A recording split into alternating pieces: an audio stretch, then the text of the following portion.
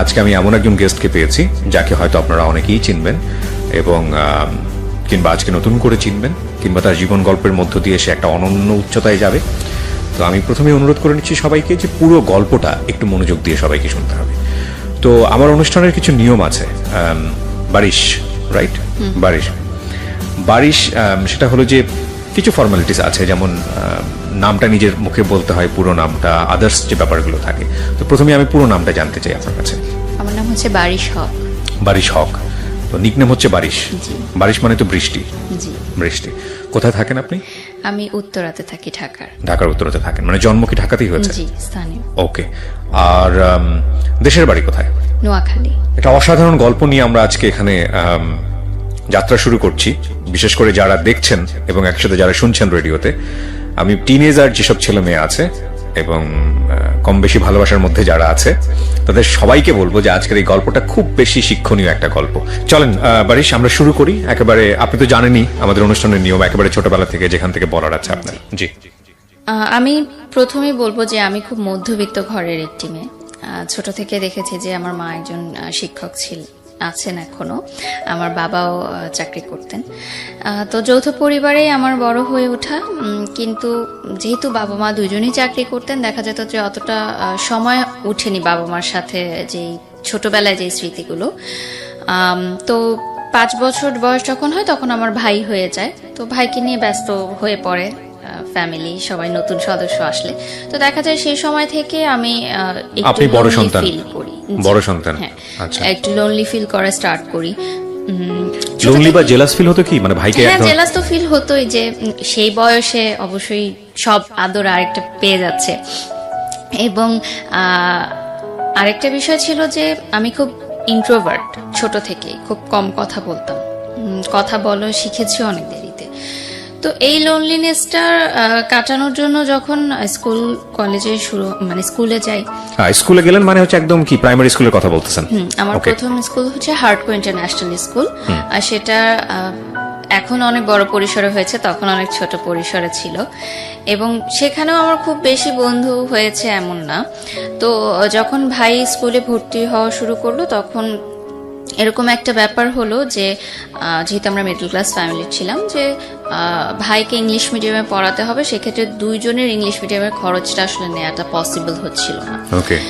তো সেখানে ওই বয়সটাতে কিন্তু স্যাক্রিফাইসটা শুরু হয় আমার, যে আমি বাংলা মিডিয়ামে চলে আসলাম। সেটা হলো মাইলস্টোন কলেজে, আর আমার ভাই মাইলস্টোন কলেজের ইংলিশ মিডিয়ামে পড়াশোনা শুরু করলো।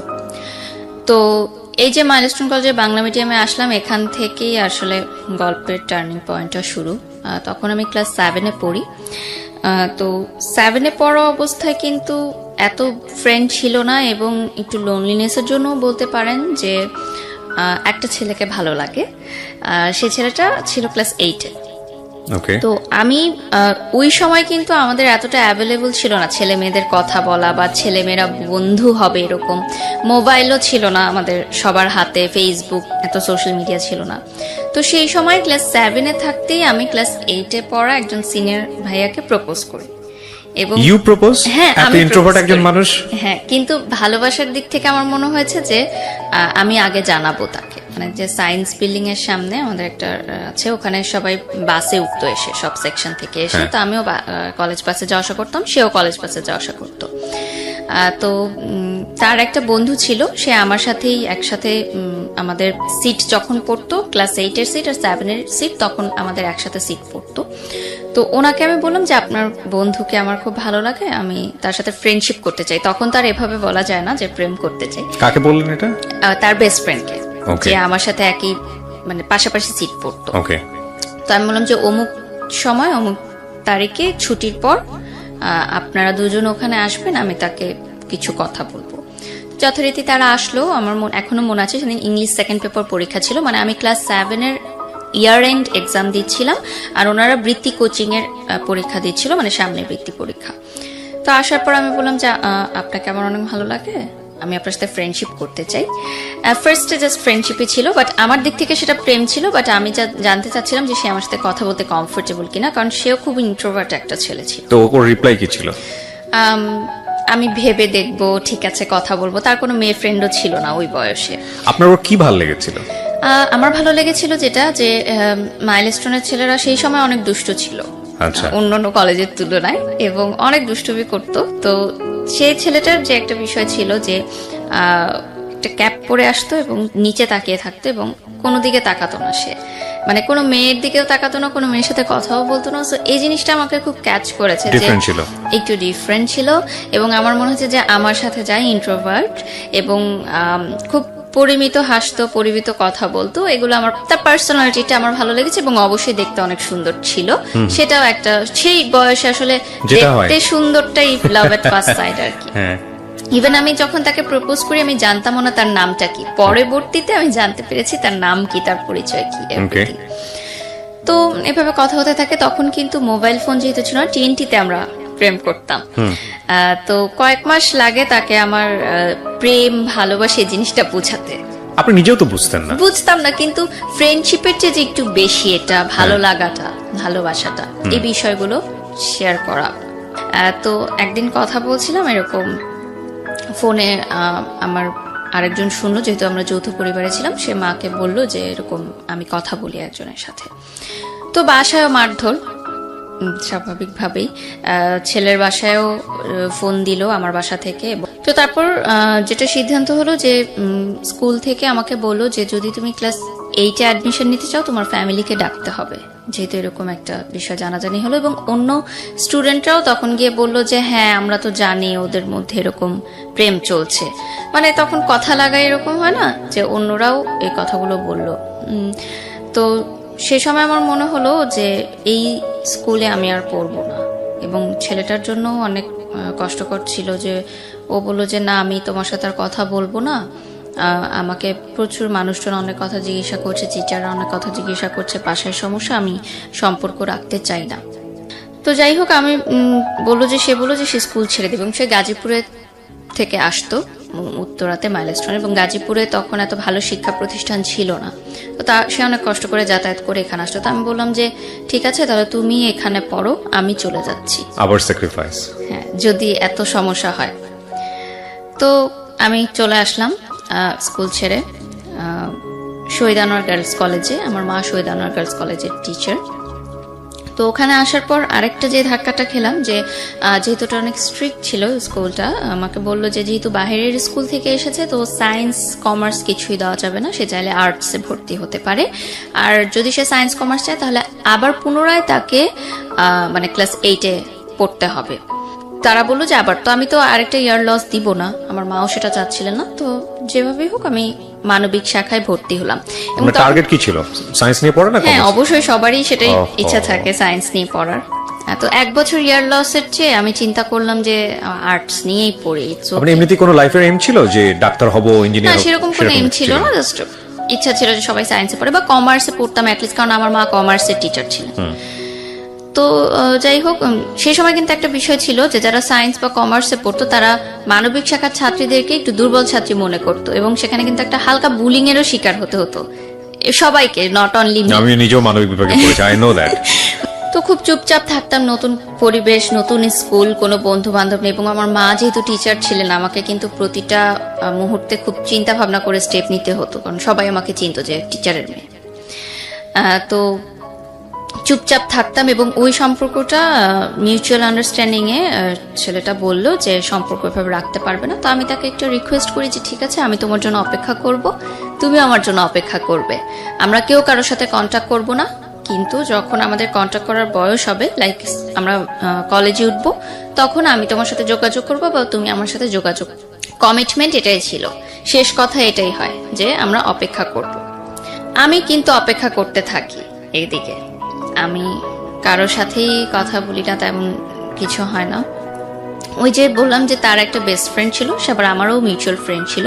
ওই ভাইয়ার মাধ্যমে মাঝে মধ্যে মাসে একবার হয়তো খোঁজ নিতাম যে সে ভালো আছে কিনা। আমি ভালো আছি এটুকু জানানোর জন্য, যেহেতু তখন মোবাইল এতটা ইজি ছিল না, এবং ওনার পার্সোনাল মোবাইল ছিল সেই সময়, দ্যাটস ওই কথা বলা হতো।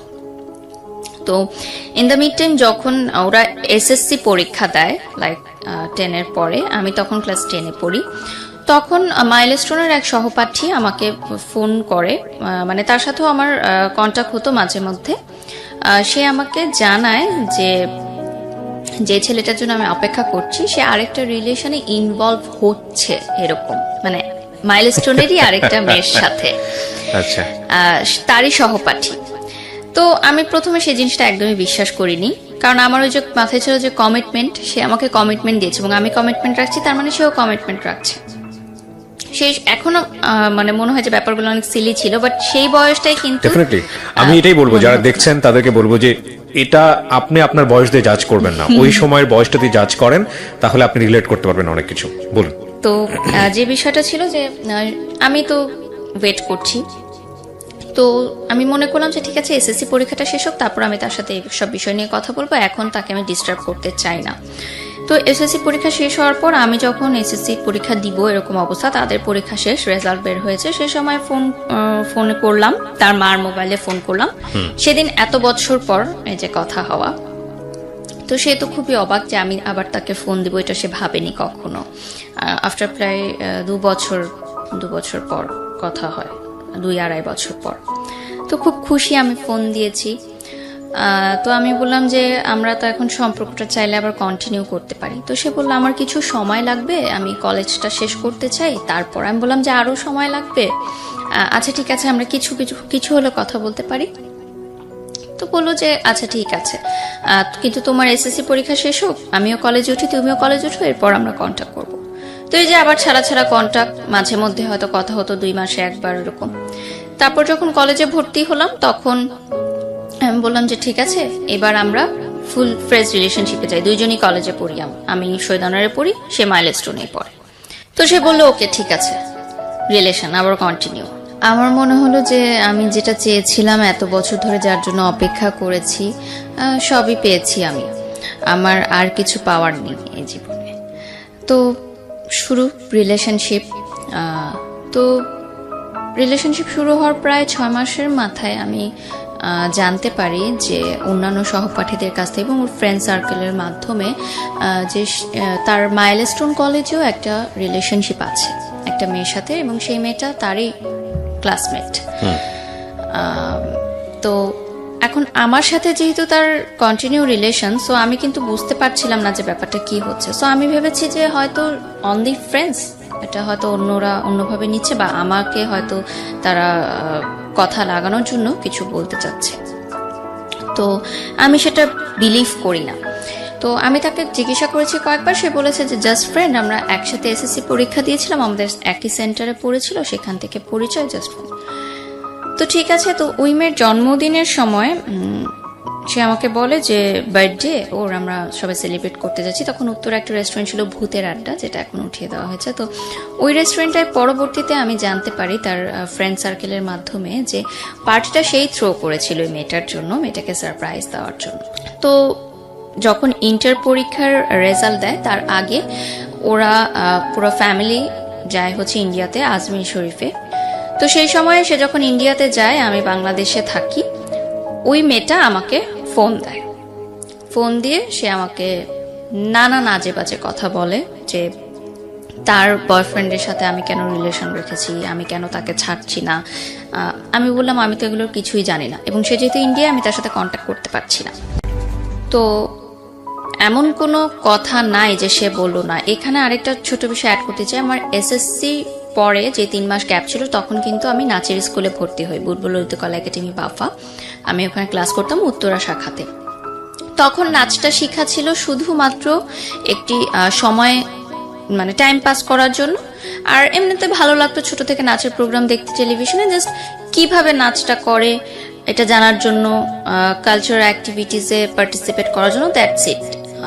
এটাকে প্রফেশন হিসেবে নিব বা নাচ করব, টেলিভিশনে কাজ করব, এরকম মানে স্বপ্ন দেখিনি কখনো। কারণ আমার ওই ধ্যান ধারণা ছিল ওই ছেলেটাকে নিয়েই, আর বাকি সবকিছু আমার কাছে মনে হতো যে এক্সট্রা সবকিছু, ওইটাই আমার মেইন। তো ওই মেয়েটা আমাকে খুব মানে একটা কথা বলেছিল, সেটা আমার এখনো মনে পড়ে, যে আমাদের তখন স্কুলে, নাচের স্কুলে আমাদের সামনে একটা ছোট পার্ক ছিল, ওই পার্কে আমাদের গ্রুপ নাচ হতো তখন। তো ওই স্কুলে যারা যারা মানে নাচ শিখতো তারা সবাই গ্রুপে নাচ করতো। তখন সে আমাকে বলে যে তোর মূরত তো শুধু ওই পার্কে নাচ করার, তুই তো রাস্তার মেয়ে, এর বেশি তো কিছু করতে পারবি না। তো এই কথাটা না এখন আমার খুব কানে বাজে, এই কথাটা আমি ভুলতে পারি না এখন পর্যন্ত, যে এত খারাপ খারাপ কথা আমাকে শুনতে হয়েছে সে সময়, যে আমি জানি না, আমি কিন্তু জানি না যে সে আরেকটা রিলেশনশিপে আছে। যদি আমি জানতাম তাহলে হয়তো আমি আগাতাম না। তো পরে যখন সে ইন্ডিয়া থেকে আসে, আমি ফোনের সবকিছু রেকর্ড করে রাখি, তখন কিন্তু কল রেকর্ড করা যেত, যে বাটন সিস্টেম যে ফোনগুলো ছিল ওটাতে কল রেকর্ড করে আমি তাকে শোনাই যে এই কথাগুলো আমাকে শোনানো হয়েছে এই মেয়েটাকে। তখন সে বলে মেয়েটা আমাকে জাস্ট পছন্দ করে, তোমাকে হয়তো এমনি কথাগুলো বলেছে, বাদ দাও, এগুলো সব ভুলে যাও। আর তার আর আমার দেখা হতো, বিষয়টা কিরকম যে রেস্টুরেন্টে তখন কিন্তু বসে প্রেম করা হতো না, দেখাও হতো এমন না, যে দূর থেকে দেখা হতো। আর সে বলতো যে আমি কাছে দেখা করব না, আমার প্রবলেম আছে কেউ দেখলে। তাদের ফ্যামিলি পলিটিক্যাল ব্যাকগ্রাউন্ড ছিল, সো ওকে অনেকে চিনতো, সো দেখলে কেউ প্রবলেম। তো আমি ইউসিসিতে যখন কোচিং শুরু করলাম ঢাকা ইউনিভার্সিটির জন্য, তখন সে ল পড়ার জন্য ল ইউনিভার্সিটিতে ভর্তি হলো, একটা প্রাইভেট ইউনিভার্সিটি, সেটা ধানমন্ডিতে ছিল। তো দেখাটা আমাদের কিভাবে হতো, আমি তার জন্য ধানমন্ডির বাসে উঠতাম, মানে সে গাজীপুর থেকে আসতো, আমি এয়ারপোর্ট থেকে উঠতাম, বাসটা ধানমন্ডি যেত, আমি খামার বাড়িতে নামতাম, এবং তখন কিন্তু ওয়ান ওয়ে ছিল রিক্সার, আমি খামার বাড়ি থেকে হেঁটে ফার্ম গেটে যেতাম ইউসিসিতে। আমি ফার্ম গেটের বাসে উঠতাম না, তার সাথে ওইটুকু পথ যাওয়া, এটাই ছিল আমার জন্য মানে তার সাথে দেখা হওয়া। এবং কোচিং করাটাও কিন্তু এত ইম্পর্টেন্ট ছিল না, তার সাথে দেখা করাটাই ছিল আমার জন্য ইম্পর্টেন্ট। এবং তার বাসটা সংসদ ভবন হয়ে ধানমন্ডি চলে যেত, এবং আমি প্রতিদিন রোদ্রের মধ্যে হেঁটে হেঁটে ফার্ম গেট যেতাম। এটা কিন্তু আমি জানতাম যে তার অন্য কারোর সাথে হয়তো ইনভলভ আছে, এটা আমার কাছে স্বীকার করতো না কখনো। তো তার বিহেভ আস্তে আস্তে একটু চেঞ্জ হতে থাকলো আমার মনে হলো। আগে রাতে কথা বলতো, সারা রাত রাতে কথাও কমিয়ে দিল, দেখা কমিয়ে দিল, বলতো যে এভাবে প্রতিদিন যাওয়া আসা করি আমার ভালো লাগে না, আমি ফ্রেন্ডদের সাথে যেতে চাই, আমার ফ্রেন্ডরা থাকে ওদের সাথে যেতে। ঠিক আছে, একটা টাইম পরে আমি অনেকগুলো প্রুফ পেলাম যে সে আরেকটা রিলেশনশিপে আছে। বসার পর আমি শুধু তাকে একটা কথাই জিজ্ঞাসা করি ওই সময়, যে আমি আগে পরে কোনো কথাই জানতে চাই না, আমি শুধু জানতে চাই যে তোমার মেয়েটার সাথে শারীরিক সম্পর্ক হয়েছে কিনা, কারণ আমার সাথে তার এরকম কোনো সম্পর্ক ছিল না। যে বললাম যে দূর থেকে দেখা, এটুকুই ছিল আমার ভালোবাসা। তো আমি বলতে চাচ্ছি যে আগে পিছনে আমি কিছু জানতে চাচ্ছি, জাস্ট আমি ইয়েস অর নো জানতে চাচ্ছি। তখন সে বলে ইয়েস। তো আমার হাতে একটা গ্লাস ছিল, আমি গ্লাসটা জাস্ট ছুঁড়ে মেরে চলে আসি, উঠে আমি বাসে করে চলে আসি। ওইটাই শেষ দেখা সরাসরি আমার। এখনো মনে আছে যে একসাথে আসার কথা ছিল, বাট আমি চলে আসি ওই গ্লাসটা ভেঙে। সে কিভাবে এসেছে আমি জানি না। তো পুরোটা বাসে আমি কাঁদতে কাঁদতে আসি ফার্ম গেট থেকে এয়ারপোর্ট পর্যন্ত। এবং আমার মনে হয় যে মানে পরবর্তীতে যেটা আমি জানতে পারি, যে আমি যখন ছিলাম না, যে সেই গ্যাপের মধ্যে তার ওই রিলেশনশিপটা হয়েছিল, এবং পরবর্তীতে সে ভেবেছিল যে আমার সাথে কন্টিনিউ করার পর হয়তো একজনকে সে তাকে হয়তো বাদ দিয়ে দিবে সে, বাট সে আসলে দুইটা রিলেশনে কন্টিনিউ করছিল, ওই মেয়েটাকেও সে না করতে পারছিল না। এখন এখানে তার ফলটাও আমি কিভাবে দেখব, কারণ সে ভাবেনি যে সিচুয়েশনাল। আমরা বরং সিচুয়েশনটাকে অ্যাকসেপ্ট করি। ওর জায়গা থেকে বিষয়টা বলার থাকলে হয়তো 1000 টাইপ অফ লজিক আছে ওখানে। আপনার জায়গা থেকে এটা সত্য, ওর জায়গা থেকে সত্যটা অন্যরকম। যে মেয়েটা সম্পর্ক করেছে তার জায়গা থেকে সত্যটা বাট রাইট। সো ট্রায়াঙ্গেল সিচুয়েশনে তিনজনই তিন জায়গা থেকে সত্য, এবং তিনজনেরই কিছু না কিছু লজিক আছে। আমি শুধু বয়সটাকে দেখতে চাই। আপনার যখন ব্রেকআপ হলো তখন বয়সটা কত? মানে যখন আপনি গ্লাসটা ভাঙলেন ওই সময় বয়সটা কত? 18। So 18 age. এই এইজে এত যুক্তি দিয়ে প্রেম চলে না, ডেফিনেটলি চলে না। এখানে ফুল অফ ইমোশন, বয়সন্ধিকাল, এবং এখানে আসলে কি হয় মানে এত জাজমেন্টে যাওয়াটা খুব মুশকিল। বরং আমরা আপনার জীবনের ঘটনা থেকে আমরা আমাদের যেন শিক্ষাটা নিতে পারি, আমাদের যেন কিছু না কিছু হলো ওই রকম সিদ্ধান্ত নেবার ক্ষেত্রে যেন সতর্ক হতে পারি, যেটা কারণে আপনি মূলত আজকে এখানে এসেছেন। সো ওই জায়গাগুলোকে আমরা ফোকাস করি। সো প্লিজ ডু নট জাজ হার, কারণ ওনার লাইফে যে ঘটনা ঘটেছে তার চেয়ে ভয়ঙ্করতম ঘটনা অনেকের জীবনে ঘটে। ঠিক আছে, উনি যে সাহস করে আজকে এখানে বলতে এসেছেন নিজেকে হালকা করার জন্য, এইটাকে অ্যাপ্রিসিয়েট করার মতো। তো বলেন তারপর কি হলো? তারপরে আমার মনে হলো যে আমি আসলে তাকে ছাড়া থাকতে পারবো না, যত কষ্টই হোক আমি তার সাথে থাকবো। আমি তাকে বুঝাবো যে তুমি আমার সাথে থাকো, টাইম নাও ওই মেয়েটার থেকে দূরে আসার জন্য। কিন্তু কোনোভাবেই সে আর কি আমার সাথে কন্ট্যাক্ট করে না। তো আমি এতটা মানসিকভাবে ভেঙে পড়ি যে তার ইউনিভার্সিটির সামনে গিয়ে আমি দাঁড়িয়ে থাকতাম ঘন্টার পর ঘন্টা। মানে আপনি ব্রেকআপ করার পরে আপনি ওকে পাওয়ার জন্য পাগলের মতো হয়ে গিয়েছেন? মানে এতটা বেশি ক্রেজি ছিলাম আমি সেই সময় তার জন্য। তো তার ইউনিভার্সিটির ছেলেদের দিয়েও আমাকে থ্রেট দিয়েছে যে এই ইউনিভার্সিটির সামনে যেন তোমাকে আর দাঁড়াতে না ঘন্টার পর ঘন্টা কি আপনি একাই দাঁড়িয়ে থাকতেন ওখানে? আমি একাই দাঁড়িয়ে থাকতাম। আর আমার সে সময় তেমন কোনো বন্ধুও ছিল না, আমি খুব ইন্ট্রোভার্ট ছিলাম। তার বন্ধুদের সাথেও অনেকবার কথা বলার চেষ্টা করলাম, তারা বলল যে দেখো যেহেতু ওরা অনেক কাছাকাছি ছিল একটা সময়, সহপাঠী মানে কি এভরিডে তাদের মিট হতো, দেখা হতো, এবং যেহেতু সহপাঠী ছিল বাসাতেও তাদের অ্যাক্সেস ছিল, ফ্রেন্ড সার্কেল যখন যেত গ্রুপ ওয়াইজ, আমি তো অনেক দূরত্ব ছিল আমাদের মধ্যে, জাস্ট ফোনে কথা হতো, তো হয়তো ইমোশনাল অ্যাটাচমেন্টটা তার সাথে বেশি এবং তাকে হয়তো ছাড়তে পারছে না। তো আমার একটা প্রশ্ন ছিল তাহলে সেকেন্ড টাইম কেন আমার সাথে রিলেশনশিপ কন্টিনিউ করলো, তখন আমাকে না করে দিলেই পারতো। এতগুলো বছর আমি যে তার জন্য অপেক্ষা করলাম, সেই অপেক্ষার সময়গুলো আমাকে কষ্ট দিত, যে এই অপেক্ষাগুলোর তাহলে মূল্য কোথায় গেল। এবং এই সময়টাই কিন্তু অনেক ছেলে আমাকে প্রপোজ করেছে, আমি কিন্তু কাউকে ইয়াস বলিনি, কারণ আমি ওই কমিটমেন্টের জায়গাটা ঠিক রেখেছিলাম। তো এরপর আমি ইউনিভার্সিটিতে উঠি, আমার ঢাকা ইউনিভার্সিটি পরীক্ষা জঘন্য হয়, খুবই খারাপ হয়, চান্স হয় না আমার বাবা মাও খুব কষ্ট পায় সেটার কারণে, বিকজ এটা আপনার লেখাপড়াতে ইফেক্ট করছিল। আমি যখন ইন্টার পরীক্ষা দিই তখন আমার যখন প্রেম চলছিল, আমি কিন্তু ইন্টার সেকেন্ড ইয়ারে গোল্ডেন এ প্লাস পাই মানবিক শাখা থেকে, এবং ঢাকা বোর্ডে 22তম স্থান অধিকার করি, মানে মোট নাম্বারের দিক থেকে, মানে যোগ করে সব নাম্বার যোগ করে আমি 22তম হই, এবং মানবিক শাখা থেকে প্রথম মানে 22তম আমিই হই। মানে এর আগে যারা হয়েছে 1 থেকে 21 তারা সবাই সায়েন্স বা কমার্সে। ও মানে কম্বাইন্ড? হ্যাঁ, কম্বাইন্ড হোল ঢাকা বোর্ডে আমি 22তম হই। সায়েন্স আর কমার্স কোনো ব্যাপার না, সবকিছু মিলিয়ে হোল। এবং কত সালে এটা? এটা হচ্ছে 2012, এবং আমাকে গভর্নমেন্ট থেকে কিন্তু প্রতি বছর টাকা দেয়া হতো। ক্যান ইউ ইমাজিন এই মেয়েটা ঢাকা ইউনিভার্সিটিতে চান্স পায়নি জাস্ট বিকজ অফ এই উলালা টাইপ প্রেম।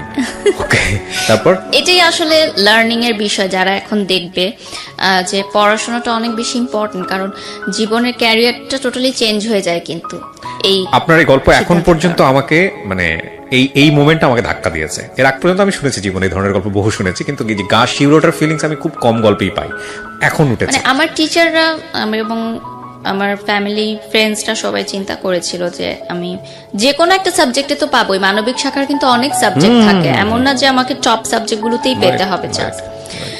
তো আমি পুরো এক্সামও দিতে পারিনি, আমি একটু সিক ছিলাম। তো তারপর আমি ভর্তি হই ইন্ডিপেন্ডেন্ট ইউনিভার্সিটি বাংলাদেশ আইবিতে বসুন্ধরা শাখায়, এবং ওখানে আমি ফুল স্কলারশিপ নিয়ে ভর্তি হই। মানে আমার কোনো কোন সাবজেক্টে পড়েন? আমি মিডিয়া এন্ড কমিউনিকেশনে ভর্তি হই, এবং আমার কোনো টিউশন ফি লাগতো না, ফুল ফ্রি।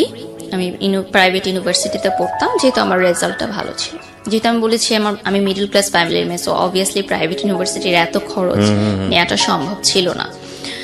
তো শুরু হয় আমার নতুন পড়াশোনা সবকিছু।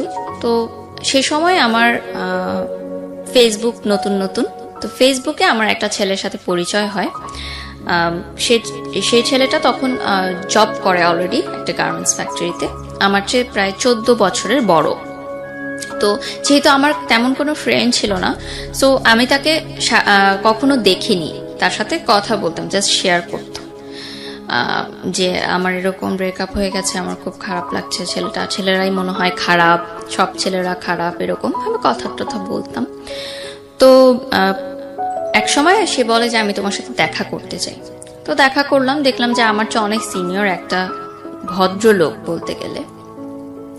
তো আমার তার সাথে কথা বলতে ভালো লাগতো, যে আমি কথাগুলো বলে হালকা হতে পারতাম। আর আমার তখনকার সেই সময় সমসাময়িক বান্ধবীরা সবাই কিন্তু প্রেম করছে, একদম চুটিয়ে প্রেম করছে।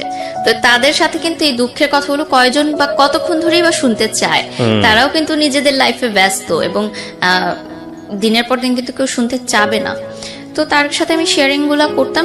স্টিল নাও কিন্তু আমার ফ্যামিলি জানে না যে আমার পার্সোনাল লাইফে কি হচ্ছে, স্টিল জানে না, তাদেরকে আমি একটুও বুঝতে দেইনি, কারণ আমি খুবই চাপা স্বভাবের ছিলাম ছোট থেকে।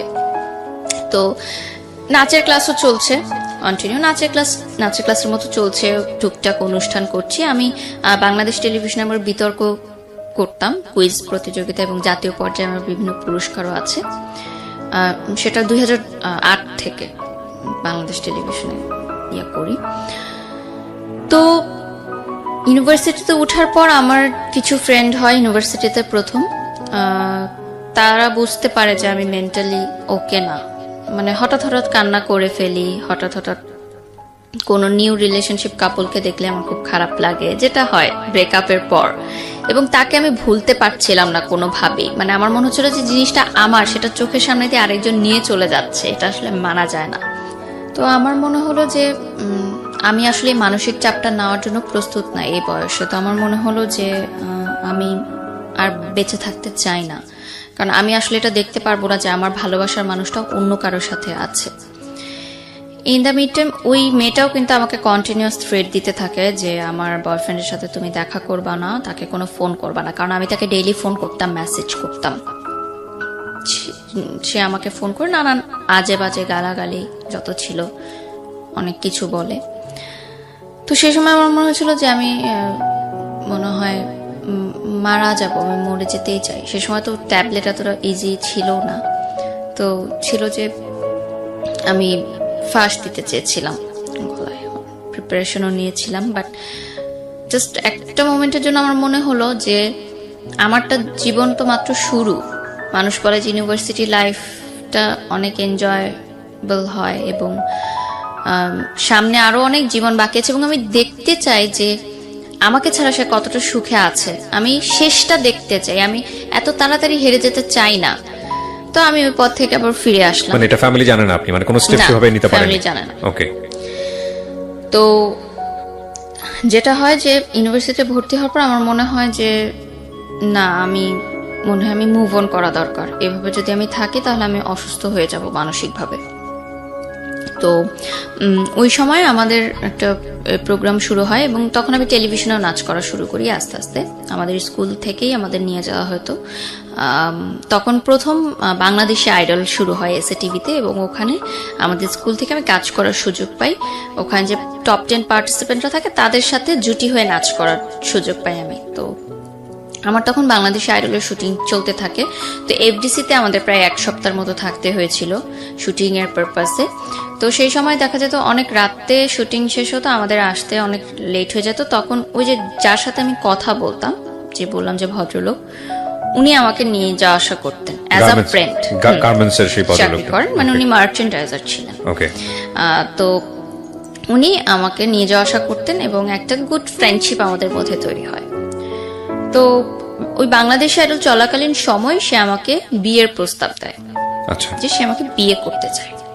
একটা সময় গিয়ে আমার মনে হলো যে যে আমাকে বিয়ের প্রস্তাব দিয়েছে সে তো সব দিক দিয়ে ঠিকই আছে, ভালোই আছে, এবং আমি যদি বিয়ে করে আরেকটা জায়গায় লাইফ সেটেল করতে পারি তাহলে হয়তো আমি মানসিকভাবে একটু সুস্থ হতে পারবো, মানে মিসিংটা থাকবে না, এই খারাপ লাগাটা থাকবে না। This is the main part of the story. হ্যাঁ, এক্স্যাক্টলি, যে একজনকে ভুলার জন্য আমি আরেকজনকে উপর নির্ভরশীল হতে চাচ্ছি। রাইট। এবং বিয়ে করলে একটা নতুন বাড়িতে আমি যাব, সেখানে এটা শুধু আপনার পারসেপশন না, কিন্তু এটা কিন্তু আমাদের সমাজের পারসেপশন। অনেক সময় দেখবেন যে মেয়ে কাউকে পছন্দ করেছে, বাবা মা সেটা জেনে ফেলেছে, যত দ্রুত পারো বিয়ে দিয়ে দাও, এবং এই বিয়ে দিয়ে দিলে কি হয়ে গেল, বাস প্রবলেম সলভ। কিন্তু আসলে প্রবলেমের শুরুটা হয় তখন, এবং সেই প্রবলেমটা এত ভয়াবহ হয়, আনথিঙ্কেবল। তবে এইটা যে আসলে সবসময় যে কাজ করে না তাও না, কারণ প্রিমিটিভ অনেকেই সুখে থাকে কিন্তু, এবং অনেকে জোর করে দিয়েও একটা পর্যায়ে মানিয়ে নিতে নিতে মোটামুটি সেটেল হয়ে যায়। সুখে থাকাটা আসলে নিজের বিষয়। এবং আরেকটা বিষয় হলো যে ধরেন সংসার জীবনে কেউ সুখী না, কিন্তু দেখা গেল যে হচ্ছে না, দুজনের মধ্যে ম্যাচ হচ্ছে না, ঠিক একটা বাচ্চা নিয়ে নাও, বাচ্চা নিলে হয়ে যাবে। সামটাইম ইট ওয়ার্কস, যদি কাজ না করে তাহলে এটা ওয়ার্স্ট লাইফ, ডেফিনেটলি ওয়ার্স্ট। ওকে, তারপর কি হলো? তারপরে আমার মনে হলো যে ঠিক আছে, তো আমার বাসায় উনি বিয়ের প্রস্তাব দিল। আমি বললাম ঠিক আছে, আপনি বাসায় ফ্যামিলিগতভাবে কথা বলেন, যদি হয় অ্যারেঞ্জ ম্যারেজ হবে। এবং আমি তাকে ক্লিয়ার করলাম যে আমি কিন্তু আপনাকে ভালোবাসি না, আমি কিন্তু এখনো তাকেই ভালোবাসি, আপনি কি এটা মেনে নিয়ে আমাকে বিয়ে করবেন? তো সে বলে ঠিক আছে, সমস্যা নেই, কারণ সে হয়তো এতটা ম্যাচিউর ছিল সেই বয়সে, সে ডিল করতে পারবে এটা, যে ভেবেছে যে ঠিক আছে, ছোট বাচ্চা মেয়ে বলছে বিয়ের পর ভুলে যাবে। সে তো আমার চেয়ে 14 বছরের বড় ছিল, সো তার অবভিয়াসলি থিঙ্কিংটা ওভাবেই সে চিন্তা করেছে যে তখন আপনি ফার্স্ট ইয়ারে, হ্যাঁ 19 বছর বয়স। তো বাসায় প্রথমে যখন উনি বলে তখন বাসায় মেনে নেয় না, কারণ উনি আমার চেয়ে বয়সের এজ ডিফারেন্সটা অনেক ম্যাটার ছিল, এবং বাসা থেকে বলে যে না, এখন তো মানে বয়সের এজ ডিফারেন্সটাই বেশিরভাগ ম্যাটার ছিল। তো শুটিং নিয়েও যখন প্রবলেম শুরু হতে থাকে তখন আমার মা মনে করে যে মেয়ে মিডিয়ার পথে যাচ্ছে, সেটা আটকানোর জন্য মেবি বিয়ে দিয়ে দিলে ভালো হবে। যেটা মানে হয়তো তারা এটা ভেবেছিল যে সংসার তো করতেই হবে, আজ হোক কাল হোক। তো যদি আগে থেকেই লাইফটা সেটেল হয়ে যায় তাহলে দোষ কি? পড়াশোনা তো চলছে, পড়াশোনার মতো থাকুক, এদিকে সংসার করুক, অ্যাটলিস্ট এই নাচ গানের যে ভূতটা টেলিভিশনে কাজ করার এটা চলে যাক। তো একটা সময় রাজি হয়। তো আমার বাংলাদেশ আইডলের ফাইনালের যেদিন শুটিং থাকে, মানে ফাইনাল এপিসোডের, আমার এখনো ইউটিউবে 8 এপিসোড পর্যন্ত আমার নাচগুলো আছে, এরপরে আর নেই। বাংলাদেশ আইডল একটা গানের অনুষ্ঠান ছিল? হ্যাঁ, কিন্তু গানের অনুষ্ঠানের মানে যারা পার্টিসিপেন্ট ছিল টপ 10, তাদের সাথে নাচের একজন জুটি থাকতো, মানে গানটাকে আর একটু সুন্দর করার জন্য, দর্শকদের কাছে মনোরঞ্জন করার জন্য। তারপর দেখা যায় যে ওই দিন শুটিং এর দিনই আমার বিয়ে হয়। সেটা আমি জানতাম না আসলে। আমার বাসায় খুব ঘরোয়া পরিবেশে বিয়েটা সম্পূর্ণ হয়, মানে কোনো প্রোগ্রাম করে না। তো তার 3 মাস পর আমাকে উঠিয়ে নেওয়া হয়। 3 মাস আমি আমার বাবার বাড়িতেই থাকি। আমার বাবা মা বলে যে 3 মাস সময় নিলাম। তো 3 মাসের মধ্যে গুছানো হয়, একটু ধুমধাম প্রোগ্রাম হয়, গায়ে হলুদ, মেহেদি, সব বিয়ে, বউ ভাত, সবকিছুই হয় সুন্দর। এটা কি ওই সময় ওই ছেলেটা জানতো যে আপনার বিয়ে হয়ে যাচ্ছে? হ্যাঁ, এখানে আমি বলবো যে আমি তাকে কন্ট্যাক্ট করার চেষ্টা করি যে আমি কিন্তু বিয়ে করছি। সে বলে ঠিক আছে, ফাইন, বিয়ে করো, কোনো সমস্যা নেই।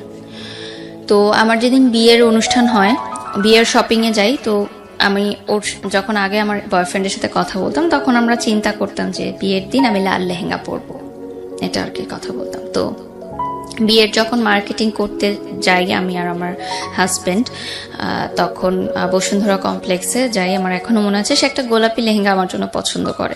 তাই আমি বলি যে না, এই লেহেঙ্গাটা সুন্দর না, আমি লাল লেহেঙ্গাই পরবো। কারণ আমার মাথায় কিন্তু ওইটাই ছিল যে আমি আমার কমিটমেন্টটা রাখবো, যে আমি আমার বিয়ের দিন লাল লেহেঙ্গাই পরবো এবং সেটা ওর জন্য পরবো। মানে আমার কার সাথে বিয়ে হচ্ছে বা আমার বিয়ে হচ্ছে সেটা কিন্তু তখন বিষয় না। আমার বিষয় হচ্ছে আমি আমার কমিটমেন্টটা রাখবো। তো আমি লাল লেহেঙ্গাই কিনি এবং আমি লাল লেহেঙ্গাই পরি আমার বিয়ের দিন।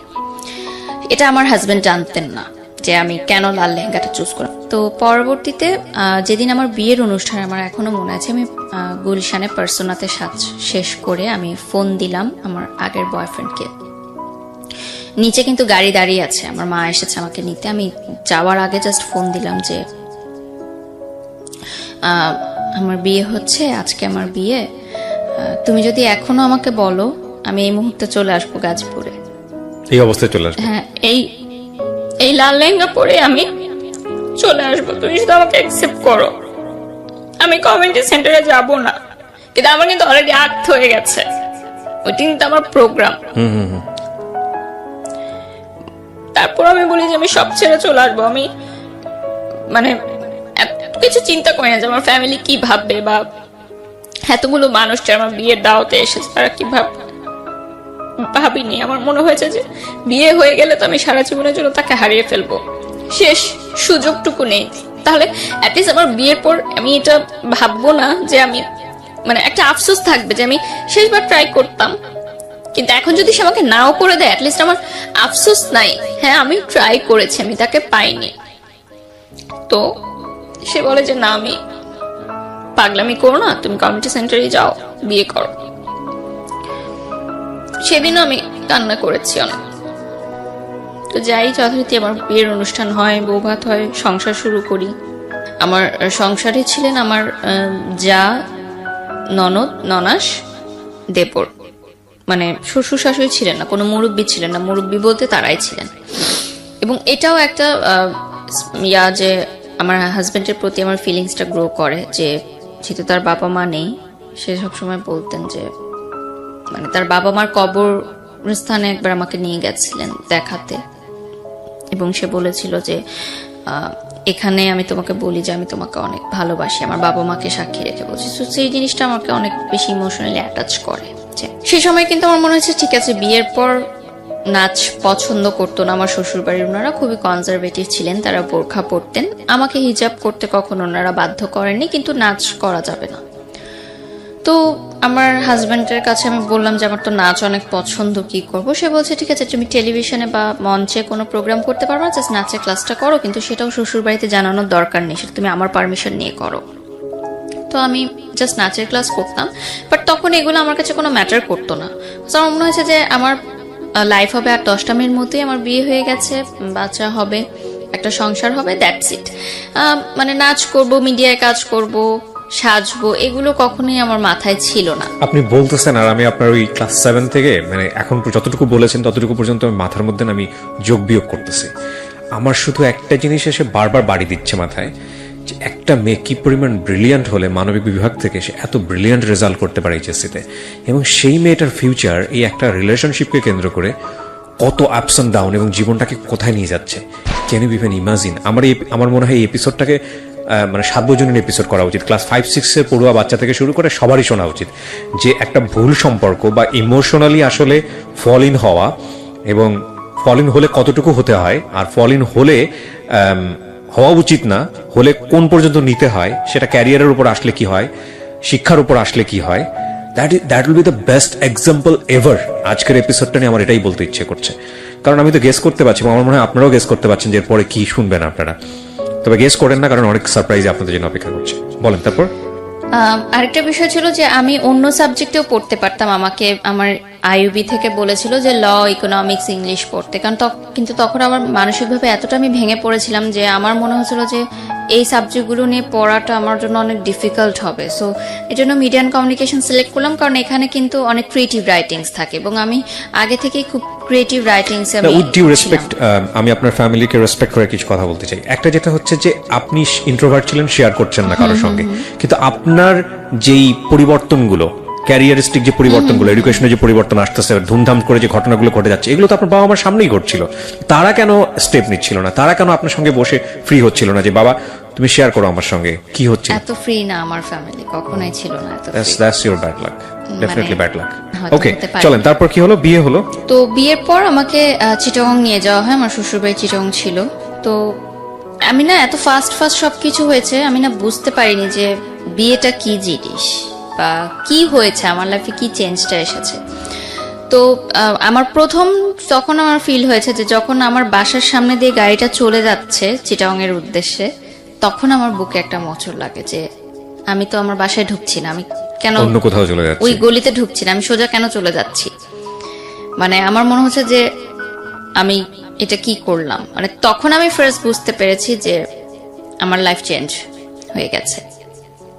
তো চিটাগং যাওয়ার পর আমাদের ভালো সময় কাটে, কিন্তু একটা বিষয় যে তার পরিবার আমাকে কিন্তু মেনে নেয়নি কখনো। কিন্তু তার মানে আমার হাজবেন্ডের ফ্যামিলি, মানে আমার শ্বশুরবাড়ি চেয়েছিল যে তাদের পছন্দের কোনো মেয়ের সাথেই তার বিয়েটা হোক, এবং তাদের ফ্যামিলিতে এরকম মানে প্রাইভেট ইউনিভার্সিটিতে পড়াশোনা করে, নাচ করে, হিজাব পরে না, এরকম মেয়ে আসলে তারা কখনোই মানে তাদের পছন্দনীয় ছিল না। তাদের পছন্দ ছিল যে এরকম ইন্টার পাস করা কোনো মেয়ে ঘরে থাকবে, ঘরের কাজ করবে, হিজাব পরবে, বোরখা পরবে, আরো 10টা ফ্যামিলি যেরকম চিন্তা করে মিডল ক্লাস ফ্যামিলি, তাদের পার্সপেক্টিভ থেকে ইটস ওকে। তো একটা সময় গিয়ে পর আমার শ্বশুরবাড়ি থেকে জানাজানি হলো যে আমি নাচের ক্লাস কন্টিনিউ করছি। তো সেখানে আমার জামাইকে বলা হলো যে নাচের ক্লাস সে কন্টিনিউ করতে পারবে না। তো আমার হাজব্যান্ড বললো যে নাচ করা যাবে না, ক্লাসও করা যাবে না, তো বন্ধ, আমার নাচ ওখানেই শেষ। বলে আসলাম বাফায় যে আমি আর আসতে পারবো না স্যার ক্লাস থেকে। আমার গুরুজির কথা এখানে আমি স্মরণ করবো, শ্রদ্ধেয় আমিরুল মনি স্যার। উনি আমাকে যথেষ্ট সাপোর্ট করেছেন সব সময়, মানে একদম প্রথম থেকে। মানে নাচের জীবনটা আমার এতটা কষ্ট ছিল যে শেখার চেষ্টা থাকলেও আমার এত বাধা এসেছে যে আমি পরিপূর্ণভাবে শিক্ষাটা নিতে পারিনি নাচের ব্যাপারে। মানে অনেক কিছু এখনো আমি তাল লয়গুলো ক্যাচ করতে পারি না, বাধা হয়ে তো আমার শিক্ষাটা হয়েছে। তো আমার যখন নাচ নিয়ে বাসায় প্রবলেম হচ্ছিল তখন কিন্তু আমাকে বাসা থেকে, মানে বিয়ের আগের কথা বলছি, আমি এটা অ্যাড করছি, যে তখন কিন্তু আমাকে অফ করে দেওয়া হয়েছিল নাচের প্রোগ্রামটা, অফ করে দেওয়া হয়েছিল নাচের ক্লাসটা। তখন আমি বাসায় না জানিয়ে নাচের ক্লাস করতে যেতাম, এবং আমার টিফিনের টাকা বাঁচিয়ে আমি বাফার 300 টাকা ছিল তখন বেতন, সে 300 টাকা দিতাম। আমি না খেয়ে থাকতাম, টিফিনের জন্য আমাদের যে টাকাটা দিত ওটা আমি বাঁচিয়ে রাখতাম নাচের ক্লাসের বেতনটা দেওয়ার জন্য।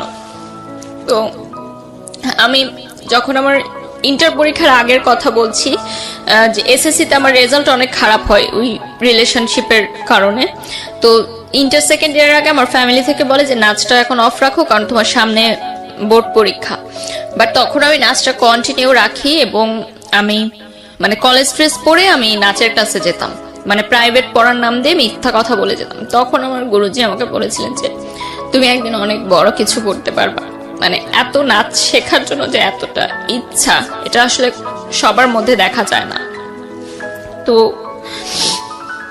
ওই সময় যখন আমার নাচটা বন্ধ হয়ে গেল, তখন আমার গুরুজি বললেন যে ঠিক আছে, সমস্যা নাই, বিয়ে হয়েছে, সংসার করো, পরে কখনো নাচ শেখা আবার শুরু করো, নাচ শেখার তো কোনো বয়সের শেষ নাই, বাট হাজবেন্ড যেটা বলে সেটা শোনা উচিত।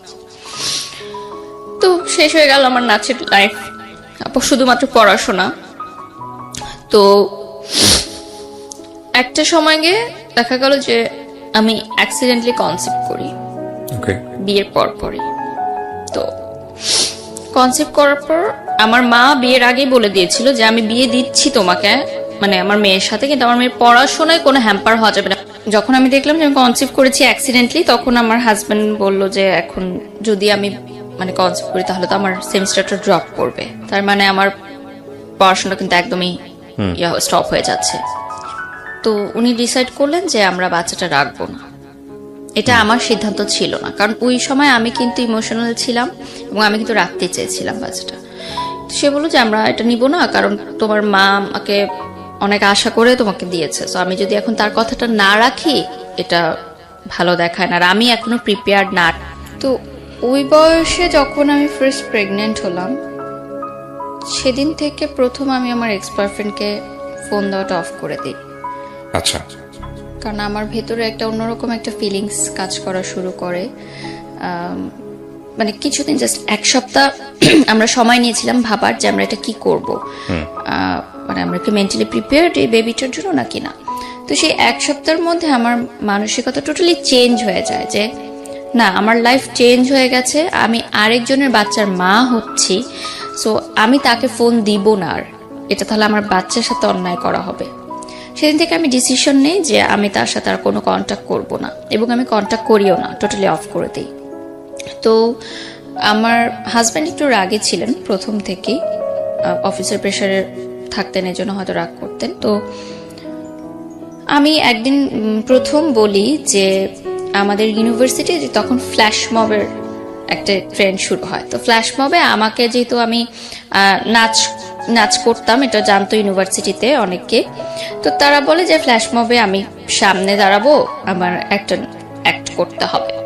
তো আমি আমার হাজবেন্ডকে বাসায় বলি, তো সেদিন প্রথম সে আমার গায়ে হাত তুলে, এই নাচকে কেন্দ্র করে। হ্যাঁ, মানে গায়ে হাত তুলে যে নাচ মানা করার পরও কেন তুমি ভার্সিটিতে এটা জানালে, এবং তোমাকে কেন বললো ফ্ল্যাশ মবের জন্য, না তোমাকে বললো কেন, মানে আমি তো মানা করেছি। বিয়ের আগে কি আপনি এই বিষয়গুলো নিয়ে কথা বলেনি তার সঙ্গে, যে আমার নাচ বা আমার অন্যান্য জায়গাগুলো, এগুলো তো ফার্স্ট সবকিছু হয়েছে যে মানে আপনি এই বিষয়গুলো নিয়ে কথা বলতে পারেন? কথা বলা হয়নি, বাট তখন এই বিষয়গুলো উঠেনি আসলে। তার পরিবারে যাওয়ার পর আমি বুঝতে পেরেছি, বা তার পরিবার থেকে আমাকে বলেছে যে এরকম করা যাবে না। তো যেদিন ফ্ল্যাশ মবের রেকর্ডিং হয় সবাই রেডি ছিল, তো আমার ফ্রেন্ডরা, আমার ইউনিভার্সিটির ফ্রেন্ডরা আমাকে সমানে ফোন দিচ্ছে যে দোস্ত তুই কই, সবাই তো তোর জন্য ওয়েট করতেছে। আমি বলছি আমি একটু অসুস্থ, আমি আসতে পারবো না, কারণ আমি ডোমেস্টিক ভায়োলেন্সের বিষয়গুলো আমি তো অবভিয়াসলি ভার্সিটির ফ্রেন্ডদেরকে তখন বলবো না। আমি বলে আমি অসুস্থ, আমি আসতে পারবো। ওই দিন আমার ক্লাস ছিল এবং আমার মনে আছে আমার পরীক্ষাও ছিল, আমি অ্যাটেন্ড করিনি, শুধুমাত্র কারণ আমি অ্যাটেন্ড করলে আমাকে তো ফ্ল্যাশ মবে অ্যাটেন্ড করতে হবে এবং আমাকে বলতে তো হবে যে আমি কেন করছি না। সো আমি যাইনি ওই দিন ইউনিভার্সিটিতে। ওই দিন থেকে শুরু হয় আমার ডোমেস্টিক ভায়োলেন্সের যে বিষয়টা। তো এরপর থেকে আমার শ্বশুরবাড়ি থেকে নানানভাবে আমাকে বিভিন্ন কথাবার্তায় মানসিক নির্যাতন করা হতো, বিভিন্ন ছোটখাটো কথাতেই। যেহেতু রান্না পারতাম না, আমি ট্রাই করতাম, বাট ওই বয়সটা তো অতটা আমি পারতাম না হয়তো, বা এত কিছু বুঝতাম না যে কার সামনে কি বলতে হবে বা কিরকম। তো এই বিষয়গুলো নিয়ে আমার শ্বশুরবাড়িতে অনেক কমপ্লেন ছিল আমার নামে। এবং বিয়ের প্রথম দিন সকালবেলা মিষ্টি জাতীয় কিছু মনে হয় বানাতে হয়, এটা আমার জানা ছিল না। করেন লাগে, মানে সত্যি করতে হয়? হ্যাঁ, করতে হয় নাকি, হয়তো এটা দেশ ওয়াইজ হয়তো ডিফারেন্ট থাকে, চিটাগং এ হয়তো বা অন্য কোনো ডেতে, বা এটা তো অনেকের ফ্যামিলি ট্র্যাডিশন থাকে। তা আমি সেরকম যেহেতু কিছু করিনি, আমি এই জন্য হয়তো অনেক সময় কথা আমাকে বলে মানে they are not happy with me. Okay. এবং তারা আমার ফ্যামিলি নিয়েও অতটা হ্যাপি ছিল না। একটা টাইমে তাদের ফ্যামিলি থেকে একজন বলে, আমি নাম মেনশন করব না, যে এখানে কারণ নামই আমরা এখন পর্যন্ত মেনশন করিনি, রাইট? ইনলস থেকে একজন বলে যে আমার ফ্যামিলি থেকে তো তারা যে সম্পত্তি আছে আমার নামে বা কিছু যদি দেয়, তো সেটাতে তো আমার হাজবেন্ড একটা বিজনেস করতে পারে, কেন সেটা দিচ্ছেন? মানে তারা চাইলেই তো তাদের জামাইকে অ্যাফোর্ড করতে পারে। যদিও আমার ফ্যামিলি মিডল ক্লাস ছিল, তারপরও যে সম্পত্তিগুলো থাকে জমি জমা আসলে বিষয়। তো এই বিষয়টা আমি আমার ফ্যামিলিতে জানাই এবং আমার ফ্যামিলি সেটা মানে বলে যে এটা তো ঠিক না যেটা তারা বলছে আমাকে। তো যাই হোক, এই টাইমের মধ্যেই আমার হাজবেন্ড ফার্স্ট স্ট্রোক করে। স্ট্রোক করে? হ্যাঁ, মাইল্ড স্ট্রোক করে। এটা একটা মানে কাজের প্রেশারেই হতে পারে বা ফ্যামিলির প্রেশারেও হতে পারে। হ্যাঁ, আমার সাথে কোনো সমস্যার কারণে না, মানে কোনো ঝামেলার কারণে না। সুস্থ মানুষ ছিল, হঠাৎ রাতে মানে তার হাই প্রেশার ছিল অনেক, এটার কারণে হতো। তো ইউনাইটেড হসপিটালে তাকে নিয়ে যাওয়া হয় এবং সেদিন সে আমার বাসাতেই ছিল, মানে আমার মায়ের বাসাতেই ছিল। আমরা নিয়ে যাই তাকে হসপিটালে। তো আইসিইউতে সে ছিল 2 রাত। তো সেই বয়সে আসলে এত কিছু বুঝে ওঠার আগেই মানে এরকম ছিল যে সে বেঁচে ফিরবে কি না জানি না। আইসিইউতে গেলে যেটা হয় আর কি, এবং স্ট্রোক করেছে সে, এবং খুব ভালোভাবে। আমার এখনো মনে আছে ওই দিন আমি মানে ইউনাইটেডের আইসিইউ সামনে তো মানে বসার কোনো প্লেস নেই, আমি সিঁড়িতে বসেছিলাম সারা রাত, মানে রাত 12:30 1টার দিকে ঘটনা। আমি ভোর পর্যন্ত আমি বসেছিলাম এবং মানে আমি জানি না যে কি হবে। এবং আমার তখন ফার্স্ট টাইম মনে হয়েছে যে আমার লাইফটা কি এরকম হওয়ার কথা ছিল। আমার সাথে যে ফ্রেন্ডরা তারাও এখন ফুচকা খাচ্ছে, প্রেম করছে, মুভি দেখতে যাচ্ছে, গান শিখছে, ফ্রেন্ডদের সাথে হ্যাং আউট করছে, সুন্দর সুন্দর কাপড় পরছে। আমি আইসিইউর সামনে এভাবে বসে আছি। এটা তো আমার লাইফ হওয়ার কথা ছিল না। আমি তো আমার লাইফটাকে এভাবে দেখতে চাইনি, এবং সেটা আমার ভুলের জন্যই। কিন্তু আমি কিন্তু কাউকে ব্লেম করতে পারবো না যেটা তাদের ভুলের জন্য। আমার লাইফ কিন্তু আজকে আমার ভুলের জন্যই এমন। তো ভোরের দিকে আমার দেবর এসে আমাকে একটা জুস কিনে দিল, জুস খেলাম, কারণ আমিও নিজেও অসুস্থ হয়ে যাচ্ছিলাম আসলে ওই সময়টায়। তো যাই হোক, দুপুরের দিকে ডক্টর আসে, ইউনাইটেডের 2টার সময় ডক্টর আসে আবার দুপুরবেলা চেক আপ করার জন্য। তখন বলে যে আপনার হাজবেন্ড ঠিক আছে, কোনো চিন্তার বিষয় নেই, ওনাকে আমরা এইচডিআর বা কি যেন একটা বলে ওখানে ট্রান্সফার করে দিচ্ছি, কালকে ডিসচার্জ হয়ে যাবে। তো গেল আরেকটা ধাক্কা গেল আমার লাইফের উপর দিয়ে। তার কয়েক মাসের মধ্যেই আমার হাজবেন্ডের আরেকটা জটিল রোগ ধরা পড়ে এবং সেটা বেশ জটিল ছিল। আমি এখন বলতে পারবো না হয়তো স্ক্রিনে, তার হয়তো কোনো ক্ষতি হোক না, ঠিক আছে, আমরা জানতে চাই না। যেটার কারণে তার খাবার দাবার অনেক রেস্ট্রিক্টেড হয়ে যায় এবং এটা বাই জেনারেশন ছিল এই রোগটা। তো দেখা যায় যে খুব পরিমিত হয়ে যায় তার লাইফ স্টাইলটা, এবং একটা অপারেশন হয়, মেজর অপারেশনের পর তার বেশ কয়েকদিন বেড রেস্টে থাকতে হয়। তো তখন কিন্তু একটা ডিস্টেন্স ক্রিয়েট হয়, মানে হাজব্যান্ড ওয়াইফের যে রিলেশনটা থাকে সেটার ব্যাপারে ডিস্টেন্স ক্রিয়েট হয়। প্রায় 1 বছর এর মতো ছিল সেটা। 1 ইয়ার। এবং এমনও ছিল না যে এর আগেও খুব বেশি মানে ভালো ছিল, সুখকর ছিল ওই লাইফটা। তারপরও 1 বছরের ডিস্টেন্স আমার মনে হয় যে অনেক কিছু চেঞ্জ হয়। কারণ একটা হাজব্যান্ড মেন্টালিটি তো চেঞ্জ হওয়াটাই স্বাভাবিক, এটা খুবই ইম্পর্টেন্ট। তো ইভেন যদি বন্ডেজটা না থাকে। হ্যাঁ, আমি একটা মানুষের সঙ্গে স্টে করতেছি, একই বিছানায় ঘুমাচ্ছি, না হোয়াট ফর রিজনটা কি? আপনি যদি একটা মানুষের সঙ্গে স্টে করেন, ওই মানুষটার পারপাস আপনি সার্ভ করতেছেন, ইটস আ রিলেশনশিপ, লাইক সে আপনার কিন্তু সম্পর্কের জায়গা থেকে হাজব্যান্ড, কিন্তু এই মানুষটার আপনি পারপাসই ছিল এই মানুষটার কাছে আসা যে আমি এক ধরনের রিমেডি চাই আমার পাস্ট লাইফে। ইট ইজ নট মানে অ্যাকচুয়ালি কাজ করতেছে না। সেকেন্ড হচ্ছে যে ওখানে গিয়েও আপনি আপনার জায়গা থেকে যেটা চেয়েছিলেন সেভাবে হচ্ছে না, হ্যাপি না। থার্ডলি হলো যে সম্পর্কের জায়গাটা, স্বামী স্ত্রী যে সম্পর্কের জায়গাটা, ইট ইজ নট সাউন্ড। এখন সবকিছু মিলায়ে দ্য এম ইজ জিরো, মানে ultimately next day is zero. তাহলে আমি এই মানুষের সঙ্গে স্টে কেন করছি? মানে তাকে আমি তো ভালোবাসি না। সো দেখেন সম্পর্কটা কতটা জটিল জায়গায় চলে গেছে। হ্যাঁ, তারপরে মানে সেই সময় আমার মনে হয়েছে যে that was a wrong decision, যে আমার এই বয়সে বিয়ে করলাম একজনকে ভুলার জন্য, আরেকজনের উপর নির্ভরশীল হলাম, এবং তাকেও আমি ভালোবাসতে পারছি না। তো আপনি যখন এই রিলেশন মানে হাজবেন্ড থাকা অবস্থায় আপনার এক্স বয়ফ্রেন্ডকে ফোন দিচ্ছিলেন, এক্স বয়ফ্রেন্ড তো আপনার জায়গা থেকে আমি বলতে পারি না, কারণ তখন আপনি তাকে লাভ করে চলেছেন, বাট তার জায়গা থেকে কি সেটাও আমরা জানি না। সো ও কি বলতো? ও কি বলতো যে তুমি সংসার করো ঠিক মতো? হ্যাঁ, এটাই বলতো। বা ও বলতো না যে ব্যাক করো বা ওরকম না, কোনো না, কিছু? কখনোই না। তখন ওর সাথে ওই মেয়েটার সম্পর্ক কি কেমন এখানে চলছিল? একটা টুইস্ট আছে, যে মেয়েটার কারণে আমাকে ছেড়ে গেছিল, আমার বিয়ের পরপরই সেই মেয়েটা একটা প্রবাসী ছেলেকে বিয়ে করে মানে বিদেশে চলে যায়। তারপরেও এই ছেলেটা আপনার বিয়ের পরে আপনাকে আর কোনো প্রকার মানে সে কখনো কল করতো না? না। তার জায়গাতে সে কিন্তু আমার সেও কাছে কিন্তু কষ্ট পেয়েছে। হ্যাঁ, কষ্ট তার পেয়েছে, বাট relation breakup কিন্তু হওয়ার আপনার ধরেন এই কষ্টের জায়গাটা থেকে কিছুটা রেমেডি চাইলে আপনাকে নক দিতে পারতো, advantage নিতে পারতো। কিন্তু সে সেটা নেয়নি। কারণ তখনও কিন্তু আমি উইক ছিলাম ইমোশনালি তার জন্য, বাট সে Definitely. চেয়েছে যে আমার সংসারটা নষ্ট না হোক। ডেফিনেটলি অনেক শেখার আছে আজকের এই গল্প থেকে, বিলিভ মি। বলেন তারপর। তারপরে যেটা হয় যে ওই বয়সটায় না এত কিছু আমি বুঝতাম না যে হার্টের পেশেন্টকে কিভাবে ট্রিট করতে হয়, বা এই ধরনের জটিল রোগের পেশেন্টকে কিভাবে ট্রিট করতে হয়। তো যাই হোক, তারপর একটা সময় সিদ্ধান্ত হলো যে আমরা আলাদা থাকবো, মানে আমার ভাসুরের বাসায় একসাথে না থেকে আমরা আলাদা থাকবো, কারণ ওখানে রুমেরও সংকট ছিল এবং তার ছেলেমেয়েরা বড় হয়ে যাচ্ছিল, আমার হাজবেন্ডের এরকম প্রবলেম ছিল, জটিল রোগ ছিল।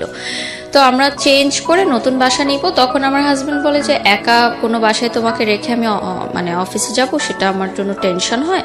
তো আমার মায়ের বাড়িতেই আমরা একটা ফ্ল্যাটে ভাড়া থাকতাম, বাট আমার মা বাবা কখনোই সে ভাড়াটা নেননি।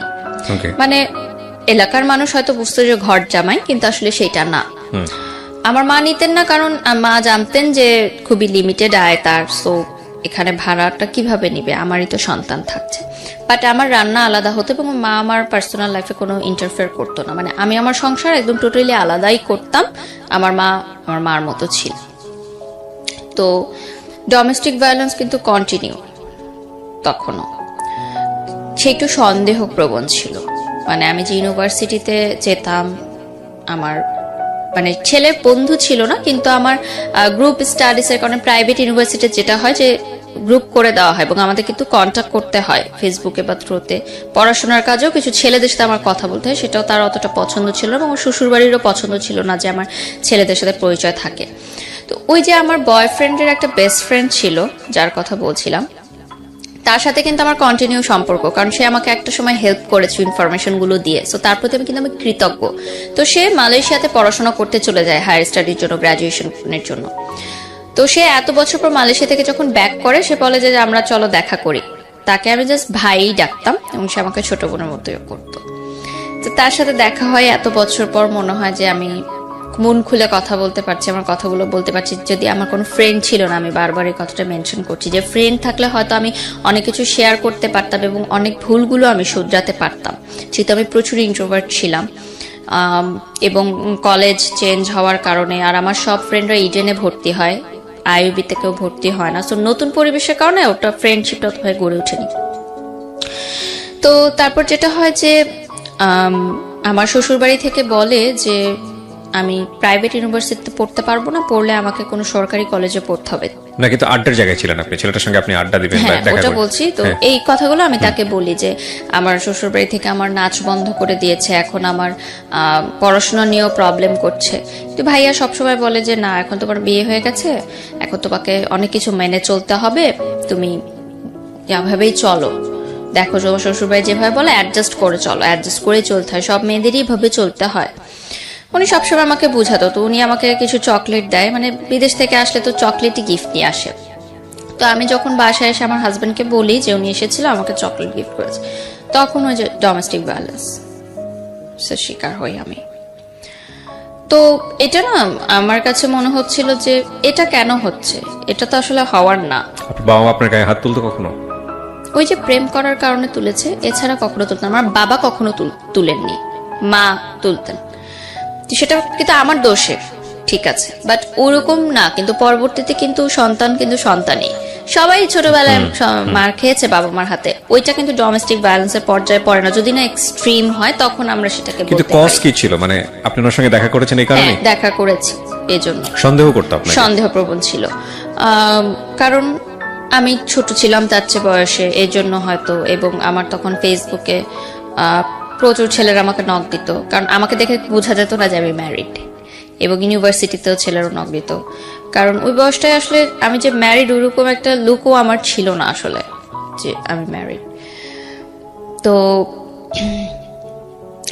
সব দিক থেকে সমস্যা বলছিল যে আমি পড়াশোনা করতে পারবো না, আমি ইউনিভার্সিটি যেতে পারবো না, কারণ ইউনিভার্সিটিতে গেলেই আমি দেখা যাবে বাইরে যাচ্ছি। মানে এটা আপনার বাড়িতে বসেই এই ঘটনা?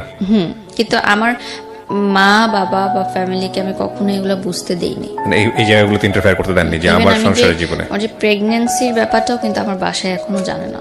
আজকেই ফার্স্ট জানলো। প্লিজ সাবস্ক্রাইব করতে ভুলবেন না, সাবস্ক্রাইব করার পরে নোটিফিকেশন বাটনটি অন করে নেবেন।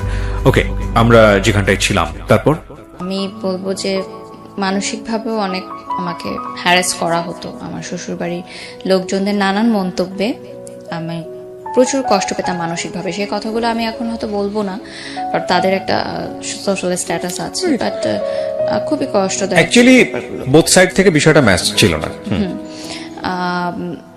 তো যেটা হয় যে একটা সময় পর আমার মনে হয় যে তার সন্দেহ প্রবণতাটা অনেক বেড়ে গেছে এবং সে কোনো কিছু সহজভাবে নিতে পারছে না। ইন দ্য মিড টাইম আমি সোশ্যাল মিডিয়াতে কিছু গার্লস গ্রুপ থাকে না, তখন সেই গার্লস গ্রুপে আমার ছবি পোস্ট করতাম, আমার শ্বশুরবাড়ির ছবি পোস্ট করতাম, হাজবেন্ডের, এবং কি রান্না করলাম ডেলি রান্নার ছবিগুলো পোস্ট করতাম। তো খুব ভালো রেসপন্স আসতো, হাজার হাজার লাইক কমেন্ট আসতো। মেয়েরা আমাকে খুব পছন্দ করতো যে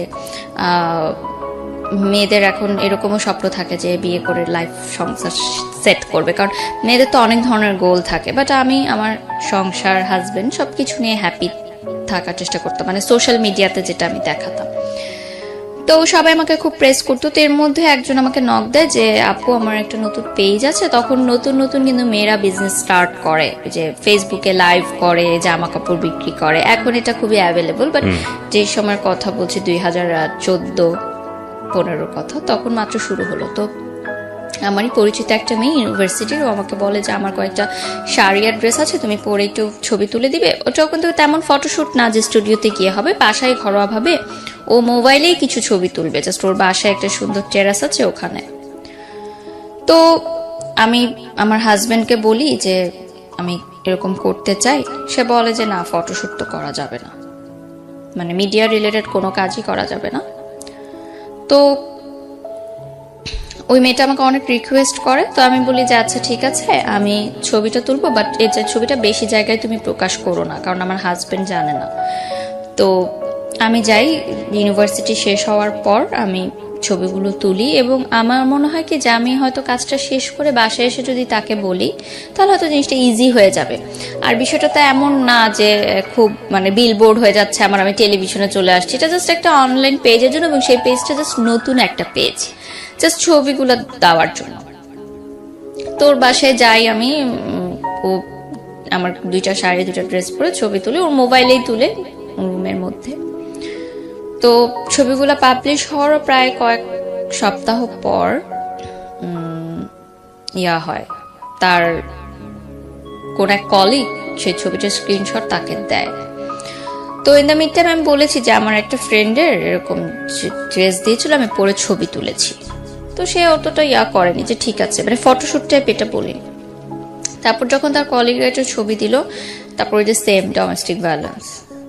তো আমার কথা হচ্ছে যে আমি তো খারাপ কিছু করিনি, আমি তো অন্যায় কিছু করিনি, আর আমাকে কেন এরকম মানে ফেস করতে হবে? সবই তো আমি স্যাক্রিফাইস করলাম, সবই তো করলাম, নাচটাও ছেড়ে দিলাম, তাহলে কেন এই ছোট ছোট বিষয়গুলো আমাকে দেওয়া হচ্ছে? ইন্টারেস্টিং না বিষয়টা, মানে সে প্রথম কথা হচ্ছে মানে আপনার জায়গা থেকে আপনি যেভাবে বলছেন যে সমস্ত কিছু জেনে শুনেই আপনাকে বিয়েটা করেছে, 1। 2 নম্বর হচ্ছে যে আলটিমেটলি আপনি যেটা বললেন যে 14 বছর বয়সের ডিফারেন্স ছিল, সো আপনাকে সে কোনো না কোনোভাবে হ্যান্ডেল করতে পারবে এই সিচুয়েশনগুলোতে। সেখানে আপনাকে আমার যেটা মনে হয় খুব কমন সেন্সের জায়গা থেকে ফুল লিবার্টি দিয়ে ধীরে ধীরে বুঝিয়ে তার মতো করে গড়ে নেয়া, সেই জায়গাটা না করে বরং ইম্পোজ করছে, হ্যাঁ, এবং চাপাচাপি করছে। তখন তো আর বিষয়টা মানে কষ্টটা আরো বেড়ে যাওয়ার কথা, তাই না, সব দিক থেকেই?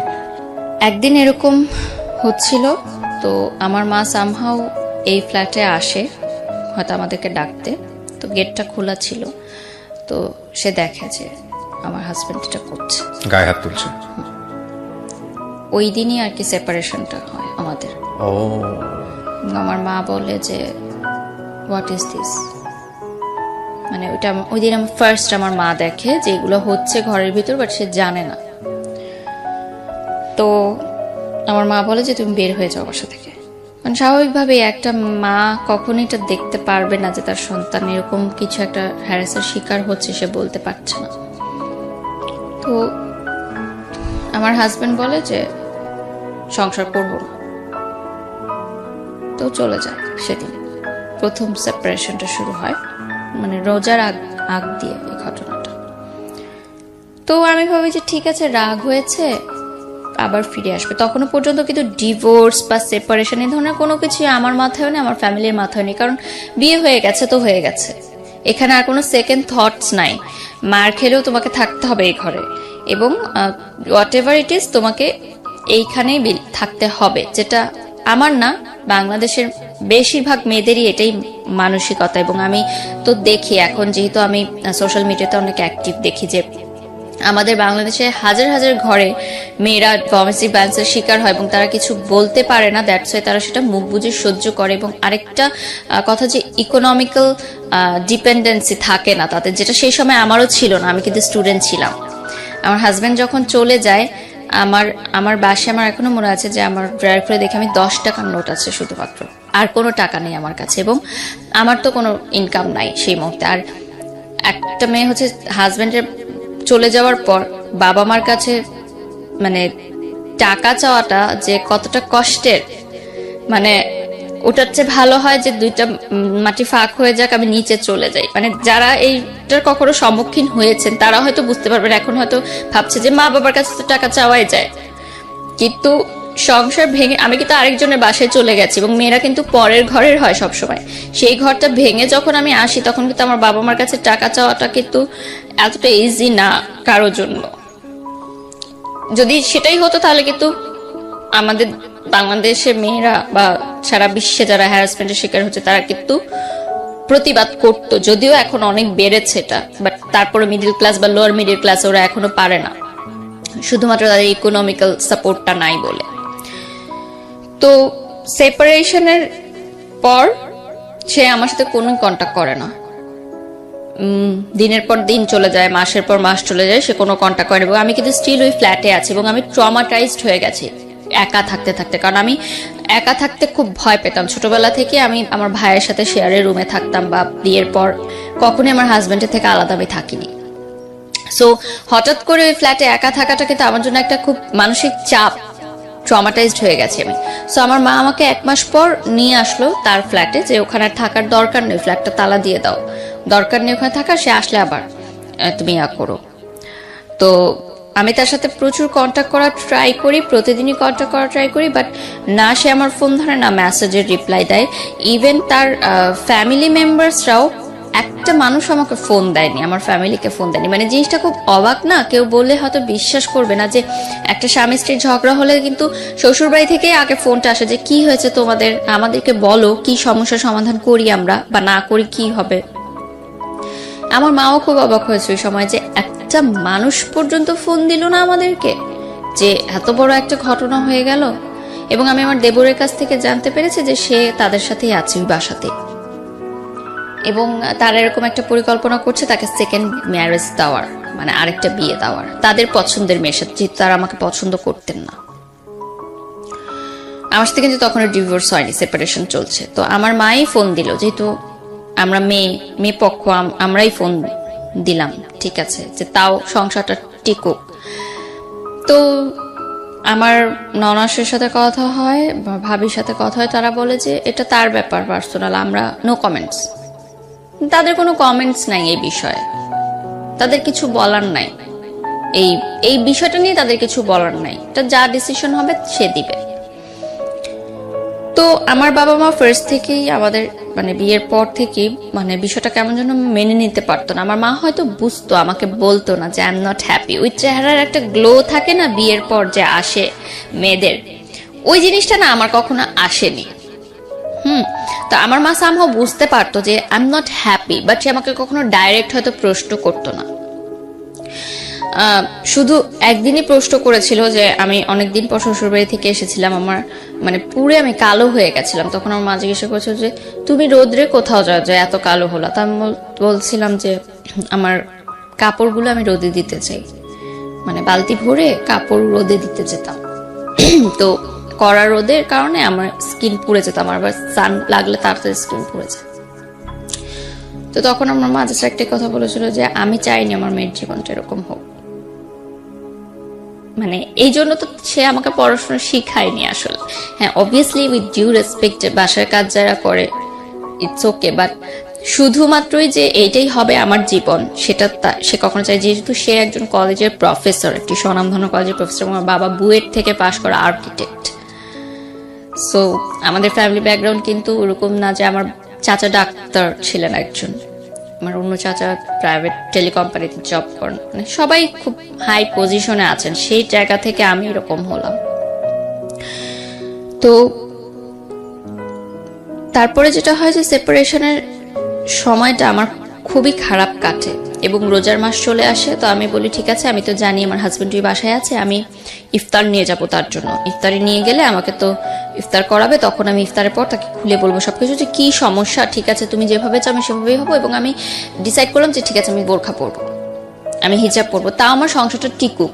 আমি হিজাব পরবো, বোরখা পরবো, দরকার হলে আমি পড়াশোনাও করবো না, আমার দরকার নেই পড়াশোনা করার, আমার এভাবে লাইফ চলছে চলুক, আমি ইয়া করব, সংসার টিকাবো। তারপরে নিচে যখন গেলাম আমার শ্বশুর বাড়িতে, আমাকে ঢুকতে দিল না বাসায়। তো আমি দারোয়ানকে ইফতারের ভাটিগুলো দিয়ে আমি তার পাশের গুলিতেই ছিলাম, যে হয়তো আমাকে ফোন দিবে, অ্যাটলিস্ট আজানের আগে তো ফোন দিবেই, কারণ আমরা মানে একটা আননোন পার্সনও যদি ইফতারের সময় আপনার দরজায় আসে, আপনি কি করবেন? তাকে ইফতারি করতে দিবেন, সে যতই খারাপ মানুষ হোক না কেন। আপনি তাকে এক গ্লাস পানি দিবেন, ইফতার করতে দিবেন রোজা ভাঙার জন্য। মানে এখনো এই যে রমজান মাস চলছে, আমার রোজা রেখে বলতে খুব কষ্ট হচ্ছে, তারপরও বলছি যে রোজার মাসটা আসলেই আমার একদম ভালো লাগে না। সবাই বলে যে সবাই অপেক্ষা করে মাসের জন্য, কিন্তু এই মাসটা আসলে আমি ভালো থাকতে পারি না। আমার এখনো মনে পড়ে যে উত্তরা হাই স্কুলের উল্টা দিকে যে ফুটপাথটা আছে উত্তরাতে, আমার শ্বশুর বাড়ি ওই সেক্টরে ছিল। আজান দিচ্ছে, আমি তখনও বসা, আমি ফোনের অপেক্ষায় যে আমাকে ফোন করবে, ফোন করেনি। আমি ওখানে বসা, আমার কাছে পানিও নাই, সব দোকানপাট, ওখানে কোন দোকানপাট ছিল না। তো ওই যে বিনামূল্যে ইফতার বিতরণ করে না, তারা এসে আমাকে একটা প্যাকেট দিয়ে গেল এবং তারা গাড়ি দিয়ে যাচ্ছিল, প্যাকেটটা ছুড়ে দিয়েছে, আমাকে এসে দেয়ও নি।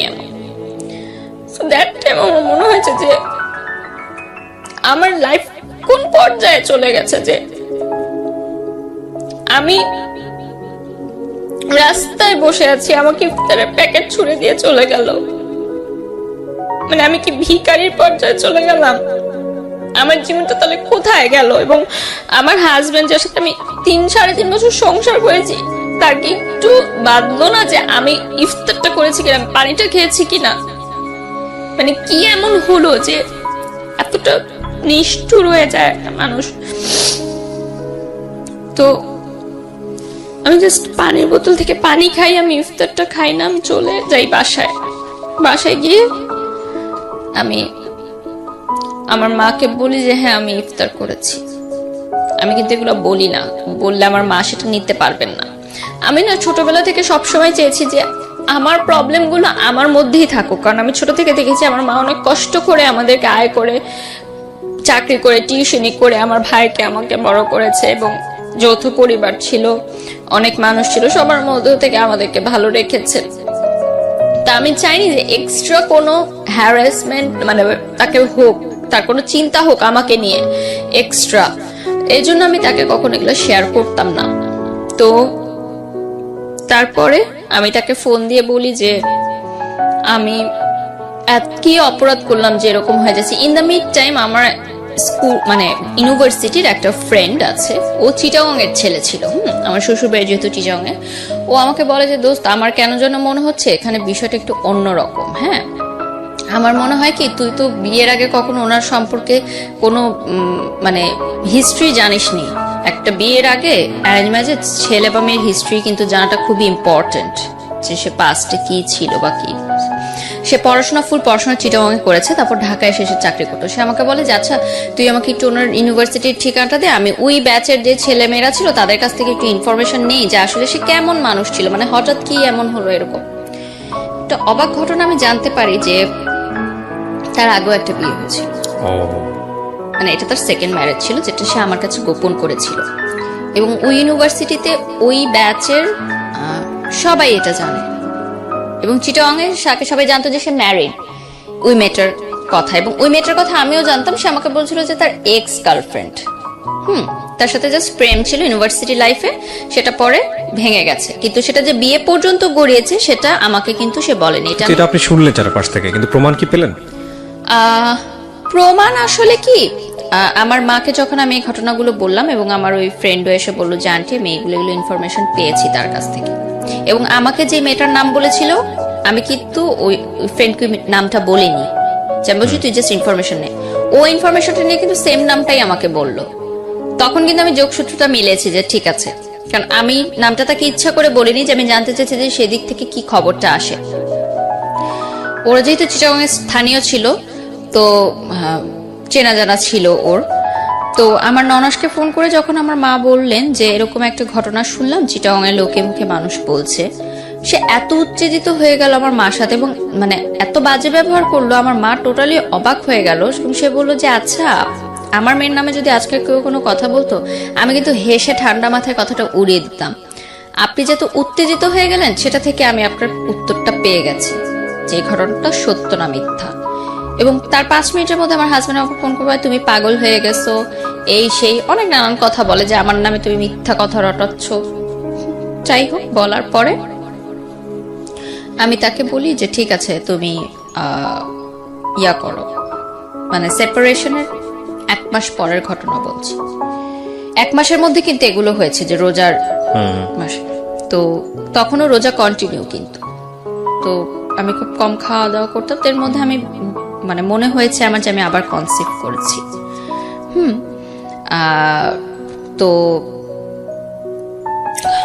আমি তাকে যখন বলি এটা দেখা হয়, আমি তাকে বলি যে আপনার সাথে আমার কিছু জরুরি কথা আছে, আপনি করে বলতেন আমি একটু আপনার সাথে দেখা করতে চাই। তো ওই যে বলতাম যে হাজবেন্ড ওয়াইফের যে সম্পর্কটা ওটা প্রায় ছিল না বললেই চলে, বাট একদমই টোটালি ছিল না সেটা তো না। তো কনসেপ্ট যখন আমি করি তখন আমি চিন্তা করি যে এটা আমার মনে হয় আমার হাজবেন্ডকে জানানো দরকার, যে মানে ডাউট করছি, তখনও শিওর না।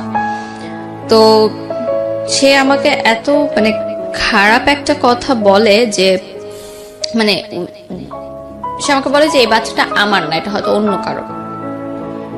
মানে ওই কথাটা আমাকে এতটা হিট করে, সেই মুহূর্তে আমি ডিসিশন নেই যে আমি এই সংসার আর করবো না। তার আগ মুহূর্ত পর্যন্ত কিন্তু আমি ডিসিশনটা নেইনি।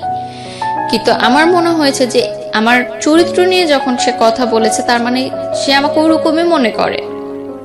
মানে সন্দেহের জায়গাটা কোথায় চলে গেছে যে সে এটা মনে করছে যে আমার পেটে যে বাচ্চা সেটা তার না, এটা অন্য কারো। তো যাই হোক, সামহাও 1 সপ্তাহ পর আমি জানতে পারি যে না আমি কনসিভ করি, রোজায় আমি কম খেয়েছি হয়তো, এজন্য হয়তো আমার সার্কুলারটা অফ ছিল, তারপর আমার সেটা ঠিক হয়ে যায়। ওকে, মানে আই ওয়াজ নট প্রেগনেন্ট, মানে আমি ডাউট করেছিলাম। এ থেকে কিন্তু আমার একটা সুবিধা হয়েছে যে আমি জানতে পেরেছি যে তার কি ধারণাটা আমার সম্পর্কে। এবং সে আমাকে মানে আরেকটা কথা বলেছে যে তুমি কি দিয়েছো আমাকে, লাইফ নাথিং, মানে আমি তাকে কিছুই দেইনি। সম্পর্কের শেষ পর্যায়ে এসে এই জিনিসগুলো খুব কমন। হ্যাঁ, কিছুই এই যোগ বিয়োগ হিসাবগুলো খুব কমন। মানে দুপক্ষকে খুব ব্লেম করে যে আসলে তোমাকে পেয়ে আমার লাইফে কি হয়েছে, কিছুই হয়নি, end of the thing is zero, and the thing is that both side থেকে মনে হয় শূন্য। এগুলো খুব কমন আপনার লাইফে যেটা এসছে, সেটা মোস্ট কমন স্টোরি। যারা ব্রেকআপের ক্ষেত্রে চলে যায় বা সম্পর্কে ডিভোর্সের ক্ষেত্রে চলে যায়, খুব কমন। প্লিজ সাবস্ক্রাইব করতে ভুলবেন না, সাবস্ক্রাইব করার পরে নোটিফিকেশন বাটনটি অন করে নেবেন। ওকে, আমরা যেখানটায় ছিলাম তারপর আমার মনে আছে তারপর প্রায় 5-6 মাস আমি ঘর থেকে বের হইনি, একটা 4 দেয়ালের ঘরেই আমি ছিলাম। এবং মানে আমি জানতাম না যে সূর্য কখন উঠছে, সূর্য কখন ডুবলো, দিনের কোনো হিসাব থাকতো না আমার। মানে আমি এতটা মানসিকভাবে ভেঙে পড়লাম যে প্রথম যাকে ভালোবাসলাম তাকেও পেলাম না।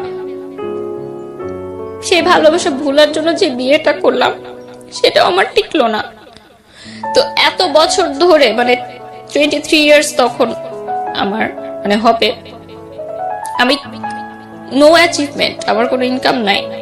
ওই টাইমটায় কিন্তু আমার ফ্রেন্ডরা অলরেডি ভার্সিটি কমপ্লিট করে মানে অ্যাটলিস্ট কিছু একটা করছে পার্ট টাইম বা কিছু। আমি সিদ্ধান্ত নিই যে না, এভাবে 5 মাস থাকার পর আমার মনে হয় যে আমি খুব মেন্টালি ডিপ্রেসড, আমি ব্রোক ডাউন এবং আমাকে মুভ অন করতে হবে। তো আমার যে মালয়েশিয়াতে যে আমার ভাইয়া ছিলেন উনি আমাকে বললেন যে, এবং আমার ফ্যামিলি থেকেও বললেন যে তুমি বিদেশে চলে যাও পড়াশোনা করতে, it will be better for মানে মাস্টার্স করতে। কারণ আমার রিলেটিভসরা বাংলাদেশে যেরকম হয়, রিলেটিভদের হাজারো প্রশ্ন, কি হয়েছে, বে কেন এখনো বাপের বাড়িতে থাকে, হাজবেন্ড কোথায়, নিজের ঘরের খাবার নাই, অন্যের অন্য জিনিস নিয়ে টানা ফ্যামিলি প্রোগ্রামে কেন অ্যাটেন্ড করছে না, হাজবেন্ড ওয়াইফ সহ এভরিথিং। এন্ড আমরা যেহেতু স্থানীয় ছিলাম, সো বুঝতো যে আমার হাজবেন্ড আর বাসায় আসে না এই বাসায়। সো এলাকার মধ্যেও কিন্তু একটা কথাবার্তা শুরু হয়ে গেছিল যে মনে হয় মেয়ের তালাক হয়ে গেছে। তখনও কিন্তু স্টিল আমার ডিভোর্স হয়নি। তো সেই সময়টা আমি চিন্তা করলাম যে আমার হাতে কোনো টাকা নেই, আমি কি করব। তো আমার বললাম যে স্কলারশিপ আমি পেতাম। তো আমার লাস্ট স্কলারশিপে যে টাকাটা আমাকে 3,500 করে টাকা দেওয়া হতো বোর্ড থেকে, সেই টাকাটা আমি তুললাম। তোলার পর আমি মনে করলাম যে আমি, আমার মাই বললো আমার ফ্যামিলি থেকে যে নাচের ক্লাসটা আবার কন্টিনিউ করতে। এটা কি মানে তখনও ডিভোর্স হয়নি? না, সেপারেশন। ওকে। কারণ এভাবে ঘরে থাকলে তো আমি পাগল হয়ে যাব। আর তখন আমার ভার্সিটি কিন্তু সেমিস্টার শেষ, জাস্ট থিসিস পেপার বাকি, ওটা কিন্তু বাসায় বসেই করতে হচ্ছে আমার। তো নাচের ক্লাস কন্টিনিউ শুরু করলাম। শুরু করার পর তখন আর্নিংটাই আমার কাছে মেইন ছিল। তো বিদেশে যাব পড়ালেখা করতে, এরকম একটা প্রিপারেশন নিলাম। মালয়েশিয়াতে যাব, স্টুডেন্ট ভিসা প্রসেসিং করতে বেশ কিছু টাইম লাগে। সেই টাইমের মধ্যে আমি নাচটা শুরু করি আবার, এবং ফটোশুটও শুরু করি। যে কাজগুলো আমি এর আগে না করে দিয়েছিলাম সেগুলো শুরু করি। একটা কথা এখানে মেনশন করা জরুরি যে সেই সময় মিডিয়ায় কাজ করাটা ইম্পর্টেন্ট ছিল না, আমার জন্য ইম্পর্টেন্ট ছিল টাকাটা। আমার চলতে হবে, আমার টাকাটা লাগবে। এবং আমি স্টুডেন্ট ভিসার জন্য যেই সব প্রিপারেশনের খরচ লাগছে, যাওয়া আসা বা টুকটাক যে খরচ, ওগুলো চাচ্ছিলাম যে আমি দিই। বড় অঙ্কের টাকাটা আমার পরিবার থেকেই দেওয়া হয়েছে, আমার মা যথেষ্ট সহযোগিতা করেছে সেদিক থেকে। তো আমার সেই সময় আমি এমনও দিন গেছে যে 500 টাকার জন্য আমি নাচ করেছি, আমি 1000 টাকার জন্য 20টা শাড়ি পরেছি। মানে that time quality was not a matter, work was not a matter, remuneration was just a number for me. That time আমার বিজি থাকতে হবে, which is very important, যে বিজি থাকলে আমি ভুলে থাকতে পারবো সবকিছু। এবং আমার আর্নিংও হচ্ছে। সবাই দেখলাম ভালো, সবাই অনেক ভালো রেসপন্স করছে আমাকে, আমার নাচ নিয়ে ভালো রেসপন্স করছে, শুট নিয়ে ভালো রেসপন্স করছে, আমি ভালো কাজের অফার পাচ্ছি। অবশ্যই অনেক বাজে প্রস্তাবের সম্মুখীন আমার হতে হয়েছে যখন একটা নতুন মেয়ে মিডিয়াতে কাজ শুরু করে, যে কোনো সেক্টর, আমি শুধু মিডিয়ার দোষ দিব না। অনেকেই সেটার মানে বাজে ফায়দা নিতে চায়, যেটাকে বলে হয়তো তারা মিডিয়া রিলেটেডও না, কিন্তু মিথ্যা প্রলোভন দেখায়, সেই প্রলোভনে অনেক মেয়ে ফাঁদে পা দিয়ে দেয়। সেটা আমি অনেকভাবে কাটিয়েছি, কারণ এর আগে আমি জীবনে অনেক কিছু দেখে এসেছি, তো আমি খুব বুঝতে পারতাম জিনিসগুলো। তো এরপর আমার নতুন জীবন শুরু হয় মালয়েশিয়াতে। আমি মালয়েশিয়া চলে যাই পড়ালেখা করতে, মাস্টার্স করতে মিডিয়া অ্যান্ড কমিউনিকেশন নিয়ে। আমার যে ভাইয়াটা ছিল, আমি ডর্মে উঠে গিয়ে আমাদের ইউনিভার্সিটির, আর যেহেতু নতুন দেশ কিছু চিনি না, সো অবভিয়াসলি উনি হাতে ধরে সবকিছু চিনায়, মালয়েশিয়ার প্রতিটা রাস্তা, রোড, পড়াশোনা কিভাবে করতে হবে। এই ভাইয়াটা কি মানে আপনার এক্স বয়ফ্রেন্ডের best friend, still now best friend ছিল, বাট তাকে নিয়ে আমার কোনো কথা হতো না। জাস্ট জানতাম হ্যাঁ সে ভালো আছে, তার এখনো বিয়ে হয়নি, সে ভালো আছে এবং সে লয়ার হয়ে গেছে। এখানে একটা টুইস্ট হচ্ছে যে মালয়েশিয়াতে যাওয়ার আগে, স্টুডেন্ট ভিসা নেওয়ার আগে, যখন আমি এয়ারপোর্টটা পার হব, আমার কিন্তু পাসপোর্টে আমি মানে সিঙ্গেল করেছিলাম পাসপোর্টটা, সো তার আগে আমার ডিভোর্স দেওয়াটা জরুরি ছিল। আমার ডিভোর্সের লিগ্যাল লয়ার ছিল আমার এক্স বয়ফ্রেন্ড, কারণ দ্যাট টাইম আমি কাউকে চিনতাম না, মানে কোনো লয়ার চিনতাম না, এবং আমি ফ্যামিলিতে বলিনি যে আমি ডিভোর্স সাইন করছি, কারণ আমার ফ্যামিলি বলেছে যে তুমি ডিভোর্স দিও না যতক্ষণ না পর্যন্ত ছেলে ডিভোর্স দেয়। এবং আরেকটা কথা যে আমার দেনমোহর কাবিননামা কোনো টাকাই আমার শ্বশুরবাড়ি বা আমার হাজবেন্ড পরিশোধ করেনি। যাই হোক, ওইটা আলাদা একটা চ্যাপ্টার। কিন্তু আমার কাছে এখানে সবচেয়ে বড় টুইস্টের জায়গাটা হচ্ছে আপনার এক্স বয়ফ্রেন্ড। তো এক্স বয়ফ্রেন্ড কি মানে প্রফেশনালিজমের জায়গাটা থেকে, প্রফেশনালিজমের জায়গা থেকে বলেছে, প্রফেশনালিজমের জায়গা থেকে, কিন্তু সে উইদাউট ফ্রি আমাকে এই কাজটা করে দিয়েছে। ডিভোর্স পেপার সব রেডি করতে যে টাকাটা লাগে সেটা আমাকে সে ফ্রি করে দিয়েছে, এবং সে অনেকটা গিলটি ফিল থেকে এই কাজটা করেছে হয়তো, কারণ সে সবই তো জানে যে কি কারণে আমি বিয়েটা হয়েছে এবং কি কারণে আমার সংসারটা ভেঙেছে। এবং সে আপনি কি এগুলো শেয়ার করতেন তার সঙ্গে? মানে শেয়ারের মতো জায়গা কি তৈরি হয়েছিল? তার বেস্ট ফ্রেন্ডের সাথে শেয়ার করতাম, তো তার সে বেস্ট ফ্রেন্ড তার মাধ্যমে জানতো। তো আমাকে, যেহেতু আমার হাতে তখন কোনো টাকা ছিল না, তো ভাইয়া বলে যে তুমি ওর মাধ্যমে করাও এটা, তাহলে তোমার কোনো টাকা খরচ হবে না, আমি ওকে বলে দিচ্ছি, ও সমস্ত কাগজপত্র রেডি করে তোমার বাসায় দিয়ে যাবে, আমাকে কোর্টেও যেতে হবে না, অন্য কোনো লয়ার সেট করলে হয়তো আমাকে কোর্টে যেতে হতো বা কিছু করতে হতো। তো আমার বাসার কাছেই সে একটা রেস্টুরেন্টে নিয়ে আসে ডিভোর্স পেপার, তো আমি সাইন করে দিই। আমি অনেক কান্না করি সেদিন, মানে সে আমার চোখের দিকে তাকাতে পারছিল না, সে জাস্ট বলছিল তাড়াতাড়ি সাইন করো, আমার কাজ আছে, আমার যেতে হবে। মানে আমি সেদিন প্রথম লাইফে এত বছরে তার সাথে মানে একটু লাউড কথা বলেছি যে আমি এখানে ডিভোর্স পেপার সাইন করতেছি আর তোমার এখনো কাজের তারা, তুমি কি বুঝতে পারছো আমার জীবনটা এলোমেলো হয়ে গেছে তোমার জন্য? সে আমার চোখের দিকে তাকাতে পারছিল না, একবারও সে তাকায় নাই, আমার দিকে মুখ তুলেও সে তাকায় নাই, এবং মানে এমন একটা অ্যাটিটিউড করছিল যে সে চিনে না আমাকে, আমি কে। সে একজন লয়ার, আমি তার ক্লায়েন্ট। তো ডিভোর্স পেপার সাইন করার পর আমি মানে বাসার গেট পর্যন্ত ঢুকে আমাদের সিঁড়ি ঘর থেকে আবার দেখা যায় যে সিঁড়ি দিয়ে উপরে উঠছি কিনা, সিঁড়ি ঘরে একটা জানালা আছে, তো আমি জানালা দিয়ে দেখি সে নিচে দাঁড়িয়ে আছে, দেখার জন্য আমি সিঁড়ি দিয়ে উপরে উঠছি কিনা উপরে। তো উপরে উঠার পর আমি তাকে ফোন দিই, আমি কি ব্যাপার তুমি তাকিয়েছিল কেন? কি আমি জাস্ট দেখতে যাচ্ছিলাম তুমি সেফলি ঘরে পৌঁছালো কিনা। মানে সেও বুঝেছে যে এই সিচুয়েশনটা যে একটা মেয়ের হচ্ছে সেটা সেই ঘটনা থেকেই। তখন আপনি তাকে লাভ করেন? লাভ করি, বাট মানে তখন এমন একটা ইয়া ছিল যে সে ফেরত আসলে আমি তাকে কখনো গ্রহণ করব না। বিশাল একটা অভিমান বা পর্দা তৈরি হয়ে গেছে যে এখন এত কিছু হয়ে গেছে, এখন তো আর পসিবল না। ভয়ঙ্কর রকমের একটা কষ্ট, ঘৃণা, হ্যাঁ স্টিল লাভ করতাম। আরো কষ্টটা ছিল যে যেই মেয়ের কারণে আমাকে ছেড়ে গেল সেই মেয়ের সাথে কেন তাহলে তুই থাকলি না। এটা তো খুশি হওয়ার কথা, হিউম্যান নেচার সেটাই বলে। এটা আমার কাছে বিষয়টা অন্য, যে আমার ভালোবাসার মানুষ যদি আরেকজনের সাথে হ্যাপি থাকে তাহলে আমি চলে যাব, সে হ্যাপি থাকুক। বাট সে যদি হ্যাপি না থাকতে পারে সেখানে আমার প্রবলেম, যে তাহলে তুই আমাকে ছাড়লি কেন, মানে আমি এভাবে চিন্তা করি। তো যাই হোক, আমার মালয়েশিয়াতে নতুন লাইফ শুরু হয় ডিভোর্স দেওয়ার পর, এবং এরকম একটা লাইফ আমি কখনো দেখিনি। আমার প্রথম প্লেনে ওঠা, প্রথম বিদেশে যাওয়া, প্রথম সবকিছু দেখা। By the way, plane journey is very boring. আমি আমার ওঠার আগ পর্যন্ত আমি মানুষকে জিজ্ঞেস করতাম যে প্লেনে উঠছেন কেমন লাগছে, উঠছেন? খুবই বোরিং একটা জার্নি, এর ব্যাপারে কোনো সন্দেহ নাই। এর চেয়ে ভ্যানে চড়া অনেক, 4-5টা দেখা যায় অ্যাট লিস্ট। ওকে, যাই হোক। তো ফার্স্ট রাতে রঙিন দুনিয়া, সবকিছু মানে খুবই ভালো লাগা শুরু হলো, সব এক্সাইটমেন্ট তো নতুন করে শুরু করেন। তো তার মধ্যেও কষ্টটা তো ছিলই। তো ওই যে বড় ভাইয়াটার কথা বললাম, that time he was single, এবং সে কিন্তু ছোট থেকে আমাকে দেখে আসছে যে আমি কিভাবে বড় হচ্ছি, একদম ক্লাস 7 থেকে। তো 1 মাস মালয়েশিয়াতে থাকার পর মানে ওনার বন্ধুরাই আমার বন্ধু হয়ে গেল। উনি সবখানে আমাকে নিয়ে যেতেন ঘুরতে, বিভিন্ন মালয়েশিয়ার বিভিন্ন দর্শনীয় স্থান দেখাতে, ঘোরাটোরা হলো। 1 মাস পরে সে মানে আমি হালকা হালকা বুঝতাম যে সে আমাকে পছন্দ করে, সামথিং মানে থাকে না যে বন্ধু যে একটু বেশি সম্পর্কটা একটু কেয়ারিংটা, তো আমি বুঝতে পারতাম যে মেবি সে আমাকে লাইক করে, বা হতে পারে এটা সিম্প্যাথির জায়গা থেকে, বা অনেক বছর ধরে চিনে, বা নতুন জায়গায় এসেছি, সেটাও আমি কখনো এক্সপ্রেস করিনি, যেটা আমি বুঝতে পারছি। তো মালয়েশিয়াতে যে টুইন টাওয়ার আছে, ওই টুইন টাওয়ারের সামনে সে একদিন রাতে আমাকে প্রপোজ করে যে আমি চাই না তুমি আর কষ্ট পাও, আমি চাই যে আমরা যেহেতু 10 বছর হয়ে গেছে তখন একসাথে আছি, সেটা যে হিসাবেই হোক, আমি চাই যে আমরা একসাথে থাকি বাকিটা জীবন। সেদিন আমার কিন্তু প্রথম টুইন টাওয়ার দেখতে যাওয়া মালয়েশিয়াতে, এবং ওই দিনই প্রপোজটা করে, এবং সে আমাকে বলে যে আমি এতদিন করিনি, আমি ওয়েট করছিলাম যে কবে টুইন টাওয়ার সামনে আসবে, এটাকে আমি সামনে করব।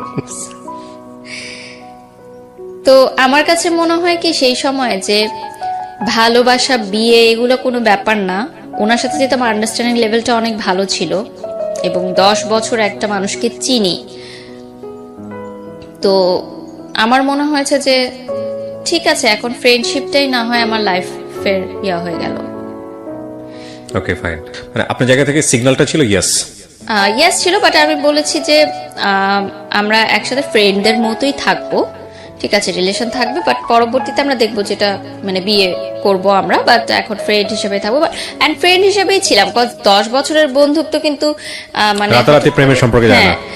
সো আমাদের মধ্যে না ভালোবাসা চেয়ে বড় ছিল কি যে যে বন্ধুত্বের যে সম্পর্কটা এবং কমফোর্ট জোনটা এমন ছিল যে আমি আমার বাবা মার সাথে যেটা বলতে পারতাম না সেটা আমি ওনার সাথে বলতাম। তো দ্যাট টাইম আমি এতটা ব্রোকেন ছিলাম যে আমার মনে হয়েছে যে আমার কারো একটা হাত ধরা দরকার আমার বেঁচে থাকার জন্য। এবং সে আমাকে অনেক ভালোভাবে বুঝতো, লাইক আমি যদি মানে চুপও থাকতাম, কিছু নাও বলতাম, সে বলে দিত যে এখন ওর কফি খেতে ইচ্ছা করছে বা এখন ও পাস্তা খাবে, মানে আমি কিছু বলার আগে সেটা বলে দিত। তো এই জিনিসটা আমাকে অনেক অবাক করতো যে একটা মানুষ এত ভালোভাবে কিভাবে আমাকে রিড করতে পারে। তো শুরু হলো আমার আরেকটা নতুন অধ্যায় লাইফের। সেই সময় সিকিউরিটিও কিন্তু একটা বড় ব্যাপার ছিল, নতুন দেশ, নতুন জায়গা, সবকিছু মিলেই পড়াশোনার হেল্পের ব্যাপারে, এবং একটা পার্ট টাইম জবও করতাম আমি ইনকামের জন্য। তো সবকিছু মিলে ওই সময় আমার দাদি মারা গেলেন, এবং আমার মনে আছে ফ্লাইটের আগের দিন আমার দাদি বলছিলেন, অনেক কান্নাকাটি করছেন যে যেও না মা, যেও না, যেও না দাদু, যেও না। তো বলছি কেন যাবো না, কেন, আমি তো আবার আসবো, যদি এটাই শেষ দেখা হয়। তখন আমি বলছি কেন এরকম কথা বলো, এরকম কথা কেন বলো, আমি তো আবার আসবো, আর মালয়েশিয়া তো কাছেই, আমি সেমিস্টার ব্রেকেই চলে আসবো। তো সে যখন মারা যায় আমার পাসপোর্টটা ইউনিভার্সিটির কাছে ছিল। যারা বিদেশে পড়াশোনা করতে গেছেন তারা হয়তো জানেন যে কিছুদিন 15 দিন ওই ইউনিভার্সিটির কাছে পাসপোর্টটা জমা রাখতে হয়। তো আমি কিন্তু বাংলাদেশে যেতে পারিনি, আমার দাদিকে আমার শেষবার মতো আমি দেখতে পারিনি। তো ওই জায়গাটা আমাকে খুব কষ্ট দেয় যে আজকে যদি আমার দাদি না হয় আমার অন্য কেউ হতো, তাহলেও তো আমি যেতে পারতাম না। তাহলে এটা কোন জীবনে আমি আসলাম যে আল্লাহ না করুক যদি আজকে আরো কোনো বিপদ হতো তাও তুমি যেতে পারতাম না। আর আমি পাসপোর্টটা ভার্সিটি থেকে চেয়ে নিয়ে এসে যখন ফ্লাই করতাম ততক্ষণে তো অলরেডি যারা যা কমপ্লিট। তো যাই হোক, এই ধাক্কাটা খাওয়ার পর আমি পড়াশোনাও তেমন কিছু বুঝতে পারছিলাম না যে কি হচ্ছিল, কারণ পড়াশোনার পর একটা অনেক ব্রেকডাউন ছিল। তো আমার মানে আমার না মাথায় কিছু ঢুকছিল না পড়াশোনাটা আসলে। আর ওখানে তো ল্যাঙ্গুয়েজও একটু প্রবলেম হতো। আমার মালাই ইউনিভার্সিটি মানে যেটা ছিল ওখানে মালয় ভাষাটাই, ইংলিশটাই বলতে, বাট একটু মালয় অ্যাকসেন্টে বলতাম, ইংলিশটাও তো ভালো বুঝতাম না। এবং আমাদের দেশের সাথে ওই দেশের পড়াশোনার ডিফারেন্সটা অনেক হিউজ। যারা গ্র্যাজুয়েশন কমপ্লিট করে বাহিরের দেশে মাস্টার্স করে তাদের জন্য একটু ইজি হয়, বাট যারা দেশ থেকে গ্র্যাজুয়েশন করে যায় তাদের কিন্তু অনেক বড় একটা ধাক্কা খেতে হয়। যারা আমার সাথে দেখছে, যারা হয়তো রিলেট করতে পারবে, যাদের স্টাডি এক্সপিরিয়েন্স আছে। তো আমি ওই ধাক্কাটা খাই অনেক বড়। এবং ওখানে গিয়ে দেখি যে পড়াশোনাটা অনেক ম্যাথস, অনেক হিউজ, এবং নিজেকেই সবকিছু করতে হবে। টিচার তোমাকে এসে পড়িয়ে দিবে না। প্রাইভেট ভার্সিটিতে কি হতো, টিচাররা তোমাকে এসে পড়িয়ে দিত, এই কয়েকটা স্লাইড নাও, পড়ো, এটাই এক্সাম হবে। ওরকম ছিল না, ওখানে ওপেন বুক এক্সাম হতো। I was like totally blank. এবং আমি এতটা মেন্টালি শকড ছিলাম সবকিছু নিয়ে যে পড়াটা মাথায় ঢুকছিলই না আমার কোনোভাবে। মানে আমি রাতে চিৎকার করে কাঁদতাম যে আমি পড়তে চাই না। এবং life was so lonely there, you know, family নাই।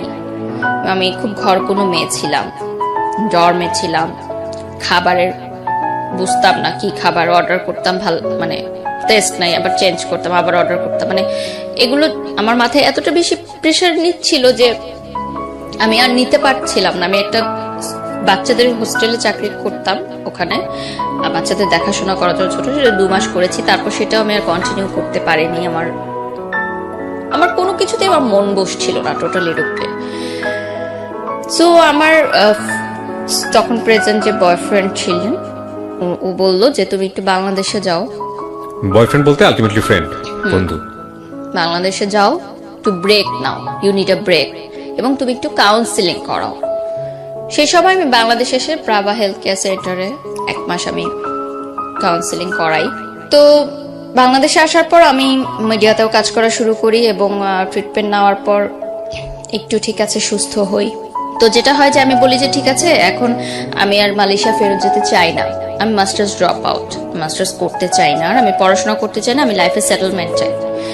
এবং আমি আমার ফ্যামিলি থেকে বলে যে স্বাভাবিকভাবেই তখন যে বয়সটা আমার ছিল, মানে 25-এর আগে বলছি, যে 24 বছরের কথা বলছি, মানে 1 বছর বা তার 1.5 বছর আগের কথা।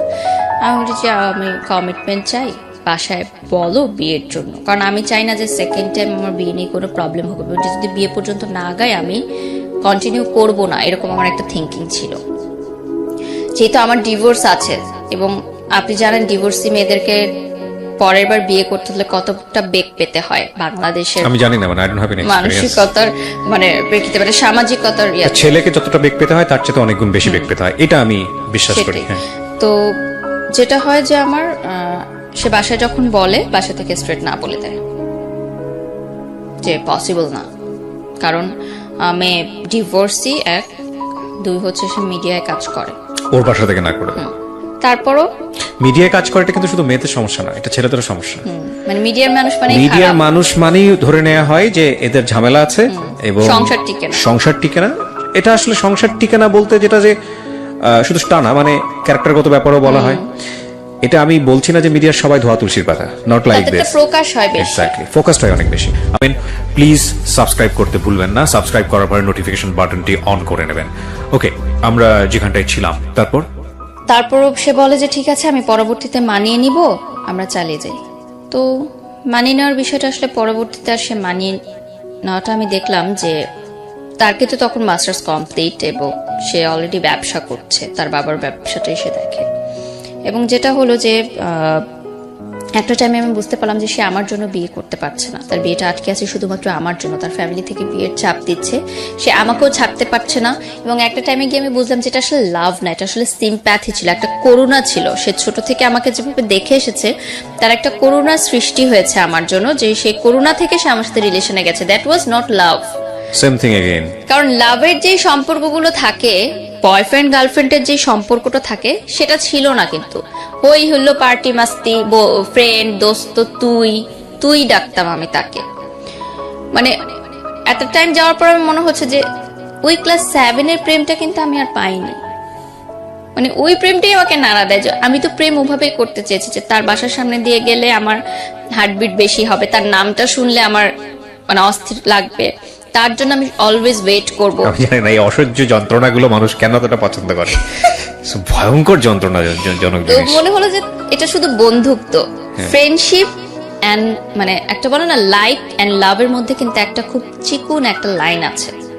ওকে, সেই লাইনটা কিন্তু অনেকে বুঝতে পারে না, অনেকে লাইকটা কিন্তু লাভ মনে করে, বাট এটা কিন্তু পরবর্তীতে গিয়ে মানুষ রিয়েলাইজ করে যে টু থিংস আর ডিফারেন্ট। এবং এটাকে এক করাটা কিন্তু বোকামি, কারণ লাইক নিয়ে আসলে বেশি দিন চলা যায় না। একটা মানুষকে পছন্দ করেন সেটা নিয়ে আসলে সংসার করা যায় না।